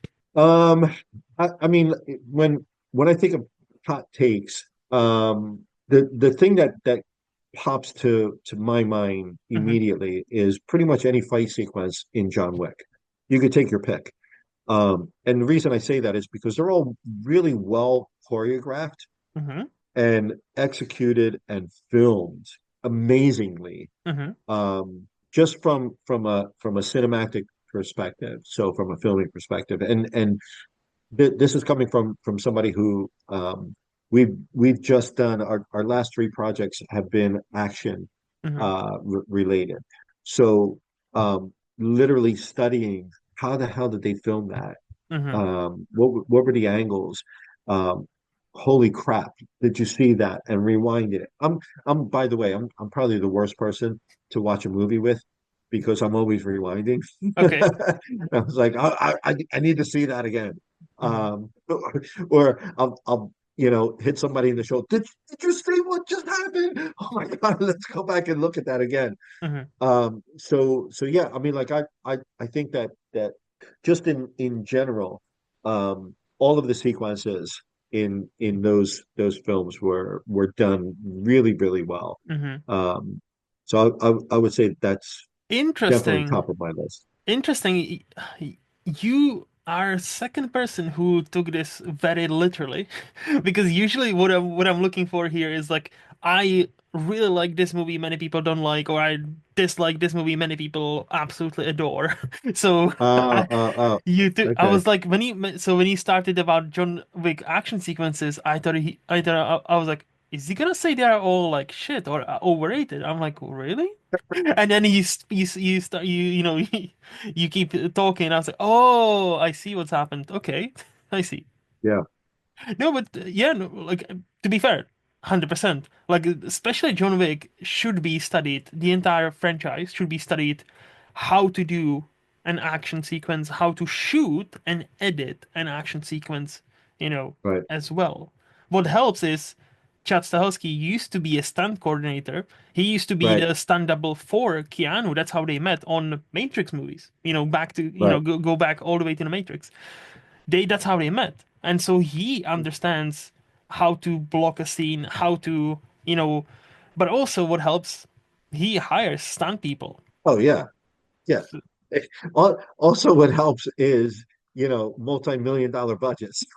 No, yeah, but even multi-million budgets, like you mentioned Tom Cruise and Top Gun Maverick, right? Yeah. Even him, such a big star, the companies always are against him doing his stunts because if Well, he right. injures himself or dies, they don't want to fucking deal with that. If he Yeah, injures himself, that means, oh, this movie is stopped for a month or two before he gets better. yeah, And our yeah, main star, right? So like even him, like like he's the last one who genuinely wants to properly do it, and or he's not gonna do the movie. But now, like I don't see many others who would have that kind of power. Have you like Speaking of Top Gun Maverick, it just popped up again.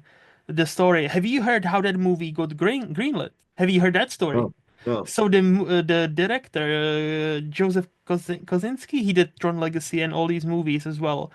He pitched it to Tom Cruise. Apparently, he had a meeting with him for like 2 hours. He mhm, explained like all the scenes, what he was going for, how it's gonna look, how it's gonna be shot. Apparently, they had like 2 or 3 hour meeting, right? And this is what he said, and he described it as like, at the end of the meeting, Tom was happy. He picked up his phone. He rang the head of the studio of Universal. Is it produced by Universal? Somebody like the top dog, like whoever is producing, like the top dog of that, like the director of that. And he just said, "Hey, just to let you know, we're making Top Gun Maverick, and you get us the financing." He in when one phone call, he made that movie happen because he has such a pull. And I'm yeah. like, I'm not surprised. I was gonna say, like, I'm not surprised, but also, like, he's probably one of five, if that, people who in Hollywood, like actors wise, that have that kind of power. Yeah, Like, if he wants to make this movie, and if he wants to, make it happen, it's happening. yeah, So yeah. yeah. So I think we can move to the underrated part of this podcast where I ask you, Fabian, who do Uh-huh. you think is the most underrated actor we have right now? Um, I mean, right now there's I can name you like 30 or 40 actors that I know Yeah, yeah, I know. personally, but Yeah. aside from that, Hmm. I some actors that come to mind for me are Sam Rockwell, for Mm. example. Hmm. Um, I just think that at least the films that I've seen him in, he's played such good characters that I forget that it's Sam Rockwell. Hmm. So and that's kind of like that's my measuring stick. when I see, um, just for sake of example, when I see Robert De Niro Hmm. in a film, I'm like, yeah, that's Robert De Niro. Hmm. But when I see some actors like Brad Pitt, for example, excuse me, in some of the films that he's done, I forget that I'm watching Brad Pitt. Hmm. I'm watching this character. I feel like Sam Rockwell is in that category. Another person might be Gary Oldman for the same types of Hmm. reasons. And then maybe a surprise uh, person in the whole quote unquote underrated category for me, anyways, would be Edward Norton. Oh. Because again, I feel like he's an incredible actor who, in my opinion, just doesn't get the credit that he deserves. Hmm. He just transforms himself into every role that he plays extremely well. He's one of those people that I would classify when I'm watching him, I forget that it's Ed Norton, Hmm. um, and I'm fully entrenched in the character that he's playing. Hmm. No, I was so happy when first of all, Sam, Rockwell, I was so happy for him when he finally got his Oscar. Well, finally, when he actually Yeah, got his Oscar for Three Billboards. Great yeah, performance, great movie, and he deserved it. And yeah, same with Gary Oldman when he finally got recognized after, talk about, a career. Talk about yeah, the different roles he played over 3 decades, 4 decades now, and nailed mhm, across variety of different genres. And he yeah, finally won also his Oscar for, Darkest Hour, about, playing the Winston Churchill. And yeah, the yeah, Edward Norton is the only one, despite all the talent and everything, he still doesn't have the Oscar. He still is not, as you say, he is recognized, but it seems like there's something that's just not clicking with the Academy at least, or just, yeah, yeah, but those are some good picks. Those, yeah, yeah. yeah. So what about some actress? Hit me with some actress who do you think is underrated? The person that's always on the top of my list is Kate Beckinsale. Oh, nice. Just because, well, first and foremost, I think that she's gorgeous. Hmm. But besides that, um, I just feel like she is, especially in Underworld. I'm a huge fan of Underworld. Hmm. Um, she has so much presence when she's on the screen. Your attention is 100% on her. Yeah. She just demands that type of attention, and she has that presence. Not to mention the fact that she's an amazing actor. Um, so again, for all the reasons that we just spoke about with the male actors, I believe that she brings that. Um, Another person that comes to mind, Marissa Tomei. Um, Although she did win an Oscar for My Hmm. Cousin Vinny, even though it's kind of contested in some way or some realms, um, I also believe that she's somebody that is, let's say, underappreciated Hmm. as an actor. Glenn Close is another person that comes to mind. Um, I think that she's been nominated Eight a times. bunch of times, but never has N- won Correct. an Oscar. Um, and then the last person on my list might seem a little out there, but I would say that Cher, the singer. Oh, okay. And the reason I say that is because I thought she was amazing in Moonstruck. Hmm. Hmm. I mean, she nailed that role. And she's not a New Yorker. I I know that she's not a New Yorker, Hmm. but she nailed that role. Did an amazing job, and I was just like, "Holy shit, that's Cher!" Yep. Like she's not she's not a quote unquote actor. Yes. She's a Singer. singer, Yes. right? So just for that reason alone, because how many how many singers out there have been in movies and you're Hmm. like, Jesus Christ, stick to singing, please. Like, you know, acting is not your thing. Hmm. or vice versa, like an actor that tries to sing Yeah. and stuff like that. It's just like stick to what you know, stick Hmm. to what you're good at. Hmm. But she kind of transcended that, and I appreciated it, and I thought that she was great. But Yeah. yeah, Yeah. that would be kind of my list for Okay. actresses.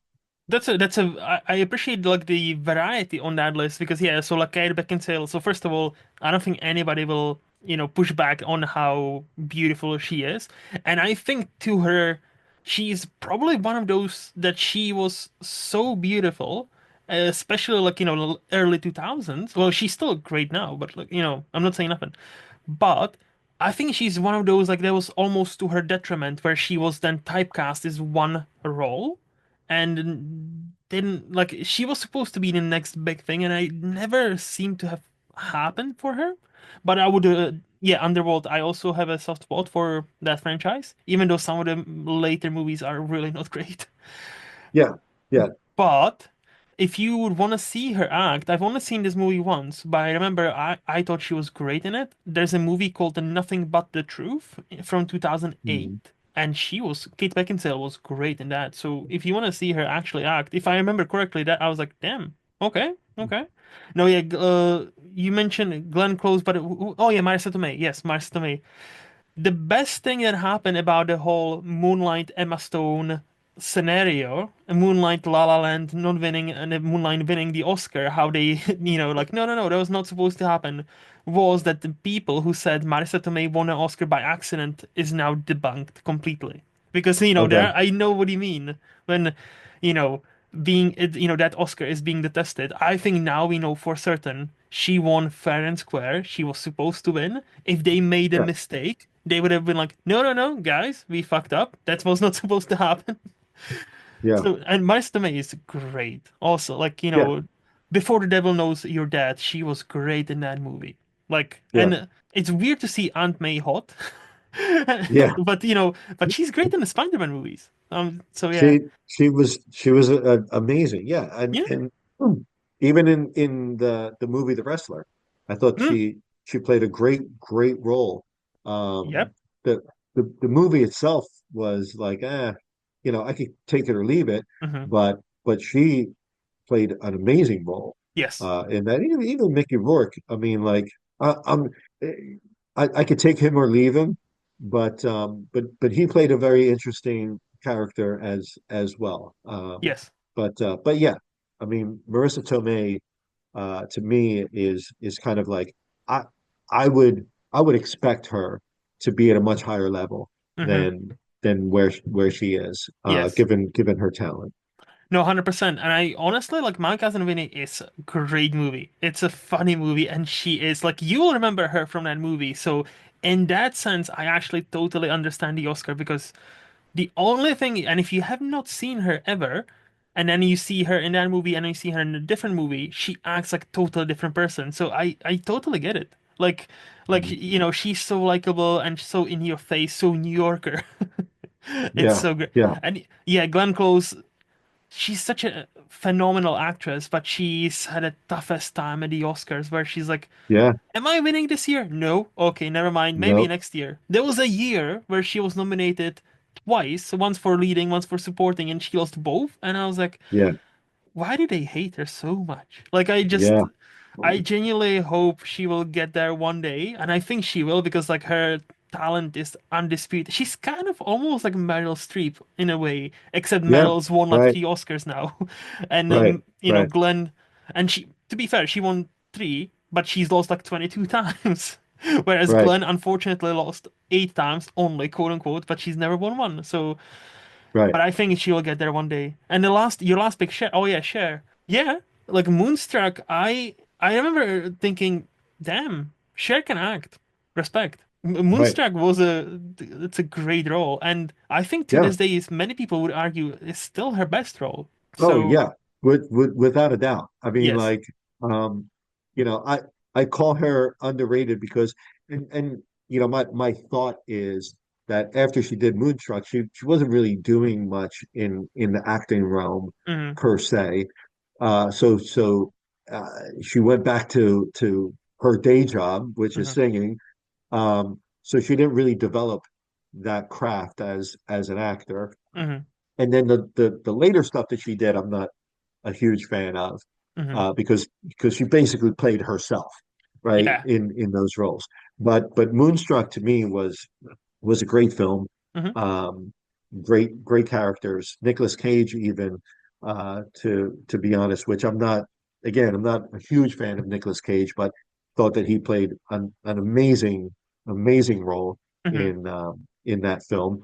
Um, just yeah, No, yeah, that's that that's that's kind of why she would make my list. yeah, no, I 100% agree. And to your point about her just playing herself now, yes, but also if when your name is so synonymous with being a this giant worldwide sensation, where no Yeah, matter where you live, if you say Cher, you know yeah, exactly who that person is. Yeah, I mean, I get it. Like, she's kind of earned being like, "Hey, I'm Cher. Who the fuck are you?" yeah, Like, yeah. like I'm gonna be in your Hey, movie as Cher. you know what? I always say I respect anybody that has one name and Yep. everybody knows who they are. So Beyonce, Cher, Cher. Elvis, Beyonce, Yeah. Prince, Yep. Hmm. it, well, anybody that you can think of with one name and you know exactly who they are, I respect that. Yeah, there's definitely something about that where it's just like the one name, like Zendaya. Like now, like Yeah. Zendaya's gonna be shaping up to be the next like big thing in Hollywood, and I think she will because she knows how to act. If you've seen Euphoria, like she Mhm. is awesome in that show, and she's awesome in the Dune movies.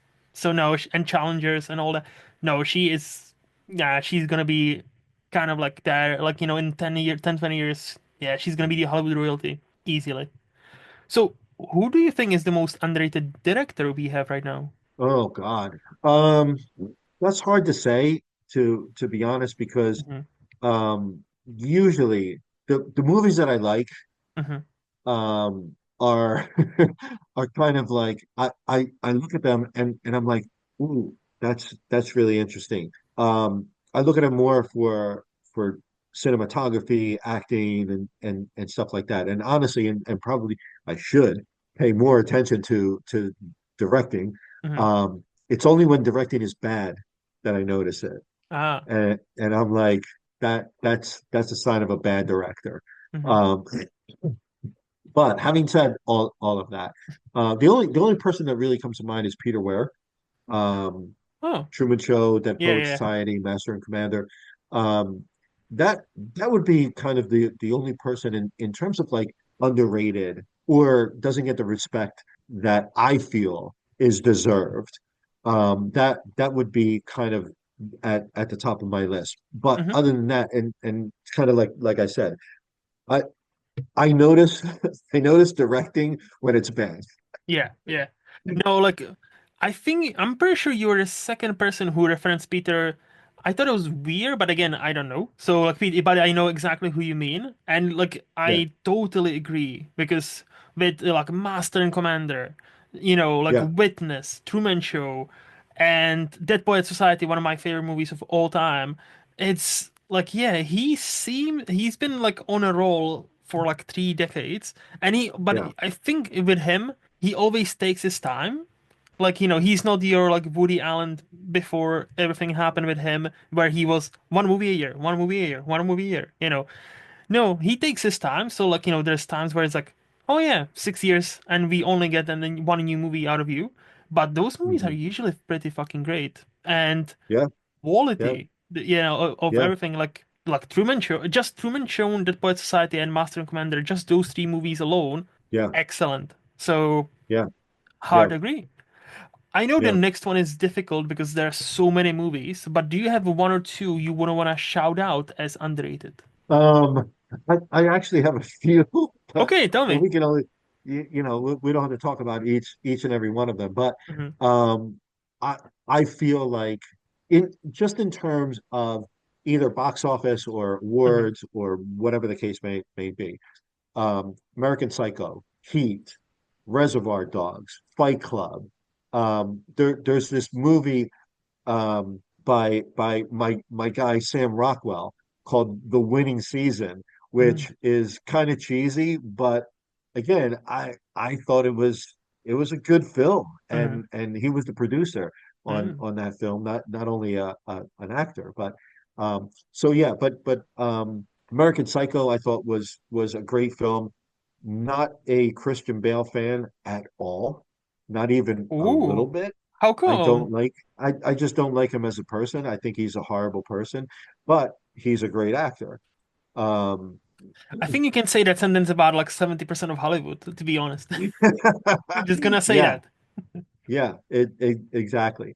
And then Heat and Reservoir Dogs again, kind of top of my list. Uh, Robert De Niro and Al Pacino in Heat.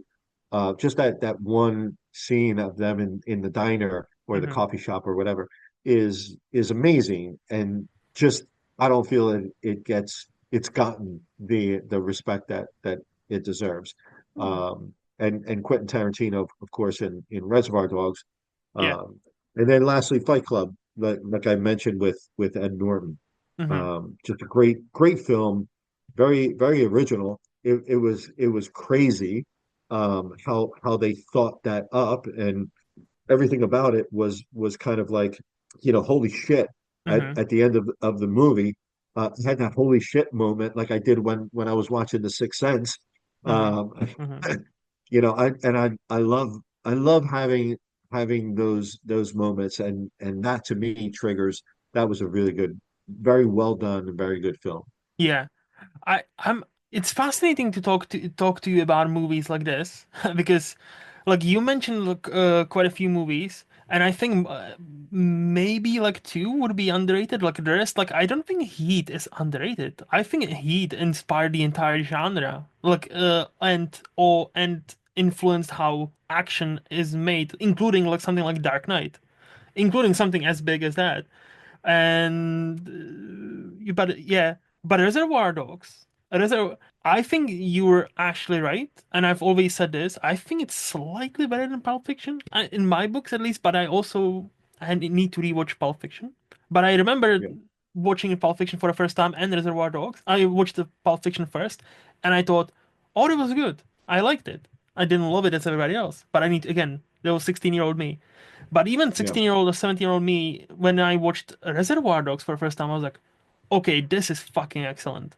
Like that, yeah. his feature debut, like Tarantino's debut, I was like, damn, and that stuck with me for a while. And even to this day, Mhm. like I still haven't rewatched it, but I remember many scenes from that movie, and I'm like, wow, how come people like I understand why Pulp Fiction was such an influential movie, but I'm like, but Reservoir Dogs though, like like if people are Yeah. I think like I do agree with you, they're sleeping on that movie, like because again, he made such a juggernaut of the movie where it's like Mhm. all the way here, where his feature debut is also worth seeing. So I'm just putting it out there. Yeah, Yeah, yeah, I. yeah. I mean, and I Mhm. guess it depends on how you define underrated, right? Because I would agree with you. He isn't necessarily quote unquote underrated from a popularity Mhm. standpoint, Mhm. um, but it's underrated in terms of the lack of awards. Ah, I see. Um, I in see. in terms of the lack of awards that they got. Mhm. Um, other films that come to mind are Shawshank Redemption, for example. Mhm. Even the Terminator, the first one, the Oh yeah. first Terminator, because again, great story, original, no awards whatsoever. Mhm. Forget all the sequels Yeah. to the Terminator, but the first one. Mhm. So yeah, I mean it really kind of depends and everybody has their own definition Yeah. of Yeah. underrated, right? But those would kind of top my list, so Hmm. to speak, No, no, no. of That's a some of fair the movies. point. That's a fair point. If you speak like awards wise, yeah, no, all Yeah, of these movies got a bit shafted. Like like famously, Pulp Fiction, Shawshank, Forrest Gump. Forrest Gump was the movie that won it all in the year where we had Pulp Fiction, Shawshank right. Redemption, Forrest Gump, and there was one other movie that was pretty big at the time, and it's still great. And I'm like, how did Shawshank not just walk all over the competition? I don't Right. understand it, but okay. Yeah. it Like it also it also bombed in the box office. it bombed them hugely. That was Yeah, such a bomb. Yeah, that's one of the. and Yeah, I I can't even imagine.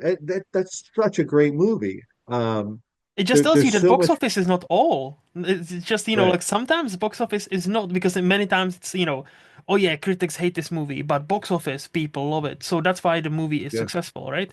But then you Yeah. have a movie like this where totally bombed, and now Yeah. it's one of the most beloved, and it's still the number one rated movie on IMDb to this Yeah. day. Yeah. Yeah. So Great film. it's Great film. awesome movie. It's awesome.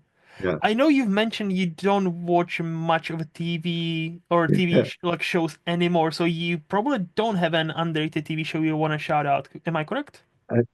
I I have I, I I couldn't even begin to tell you. And it's funny because sometimes some of my actor friends will mention, Hmm. a TV show, and I'm just like, never heard of it. No, that's So it's all good. no, I don't really I really have no idea of TV shows. So my apologies there. That all good, sir. Now, like again, you're making movies, you have a full-time job, and you're watching movies. So like you're busy enough, and you're waking 3:30 in the morning to go to the gym. Okay, so you're busy enough. I understand. You don't have time to watch TV. Totally Right. understandable. So Fabian, this was a blast. Thank you so much for being here. I've asked you Yeah. all kinds of questions in the past 2 hours or so, and you've been gracious enough and kind enough to answer all of them. So thank you for that. Before Yeah. we say goodbye, do you have a question or two for me? Um, yeah, I mean, like I thought first and foremost, I thought this was a great conversation. Oh, thank you. And it wasn't just a one-way conversation. You gave me quite a few of your thoughts Oh, as well. So mhm, you actually inadvertently answered a lot of questions that I would have for you. So I feel like I've gotten to know you just as well, I hope which so. is very nice. That's not usually the case with Hmm. a lot of interviews. Hmm. They're usually just one way. Yeah. So I enjoyed that. I enjoyed the conversations about social things Hmm. when we talked about participation Yeah. trophies to filmmaking and actors, actresses, movies. I Hmm. mean, it's been a great conversation. So I don't necessarily have anything earning Hmm. to ask you other than just a general question Hmm. of how did you get into all of this, like this podcast stuff, Hmm. and what do you enjoy the most about it? Well, I got into it because I had an idea. Because I've always loved movies ever since I was like 6. I was sat in front of a TV and was fascinated with moving images. And I think like I that was always the path where I was supposed to go on. And the more obviously now because of the internet, I get to talk to many people, throughout the world about movies. And it kind of dawned on me that many times I could speak to a person like once a month about this movie and this movie and this movie on tons of other podcasts I appear on, just talk about one movie or two movies here and there, right? But I don't get to know those people behind those ideas. I always just get that snippet of like 1 hour or half an hour or whatever, and I don't really know them. So I thought, Right, why couldn't I do something like where I just bring on anybody who is a movie fan? Really, you don't need to be a professional. I'm not a professional. This is not my yeah, job. I have not studied the movies. I just watched. Well, I'm continuing to watch fuck ton of them because I love movies, and I just so this show has always been about, hey, I want to talk to as many people from different kinds of world about movies and but not just movies. What makes you you, and how you consume movies, how you relate to movies, what movies, and that's why I'm trying to get the voice of each different person who might talk movies online for somebody who's like, hey, this person I follow on Letterboxd, or oh, I follow their writing on this website. but I don't know much about them. And there's going to be an episode of this podcast like, oh yeah, he's talked to this guy for 3 hours. Let's listen to it and see if I like any of them. So that was my idea behind this. Nice. That's awesome. And That's great. I and then love to that. your second question, to your second point, and what I like most about it is exactly that, meeting, even though virtually, people from different parts of the world, mostly Americans, Mhm. really, but I had some Australians on this show as well, and I would love to get more like hey, Europe, India, like Asia, like Uh, anybody who's a movie fan, hit me up. You can all, like yeah, like anybody. I'm willing to talk to anybody about anything because, like, I think movies and this medium, this art, should really connect us rather than divide us. That's why I yeah, try not to ask many, like that's why I don't have questions like, what do you think is the worst movie of all time? No, there's many people who ask this question best, no. Let's shout out some underrated movies. Let's shout out some underrated movies. Like, let's yeah, pick different decades and talk about variety of movies, not just, yeah, yeah, yeah, we're gonna talk about, I don't know, this popular movie, this MCU movie for an extra 2 hours. Because there's many podcasts about that and already, and they're great. They're probably great. I don't know. I don't listen to most of them, but yeah, many people cover them as they are, but I'm more interested in covering the person and why do they think the way they think, yeah, without trying to judge them or whatever. So like that was always the idea of, hey, let's talk like couple of friends as if we are in a bar, had a beer or two, and just chat movies and life. yeah. That's awesome.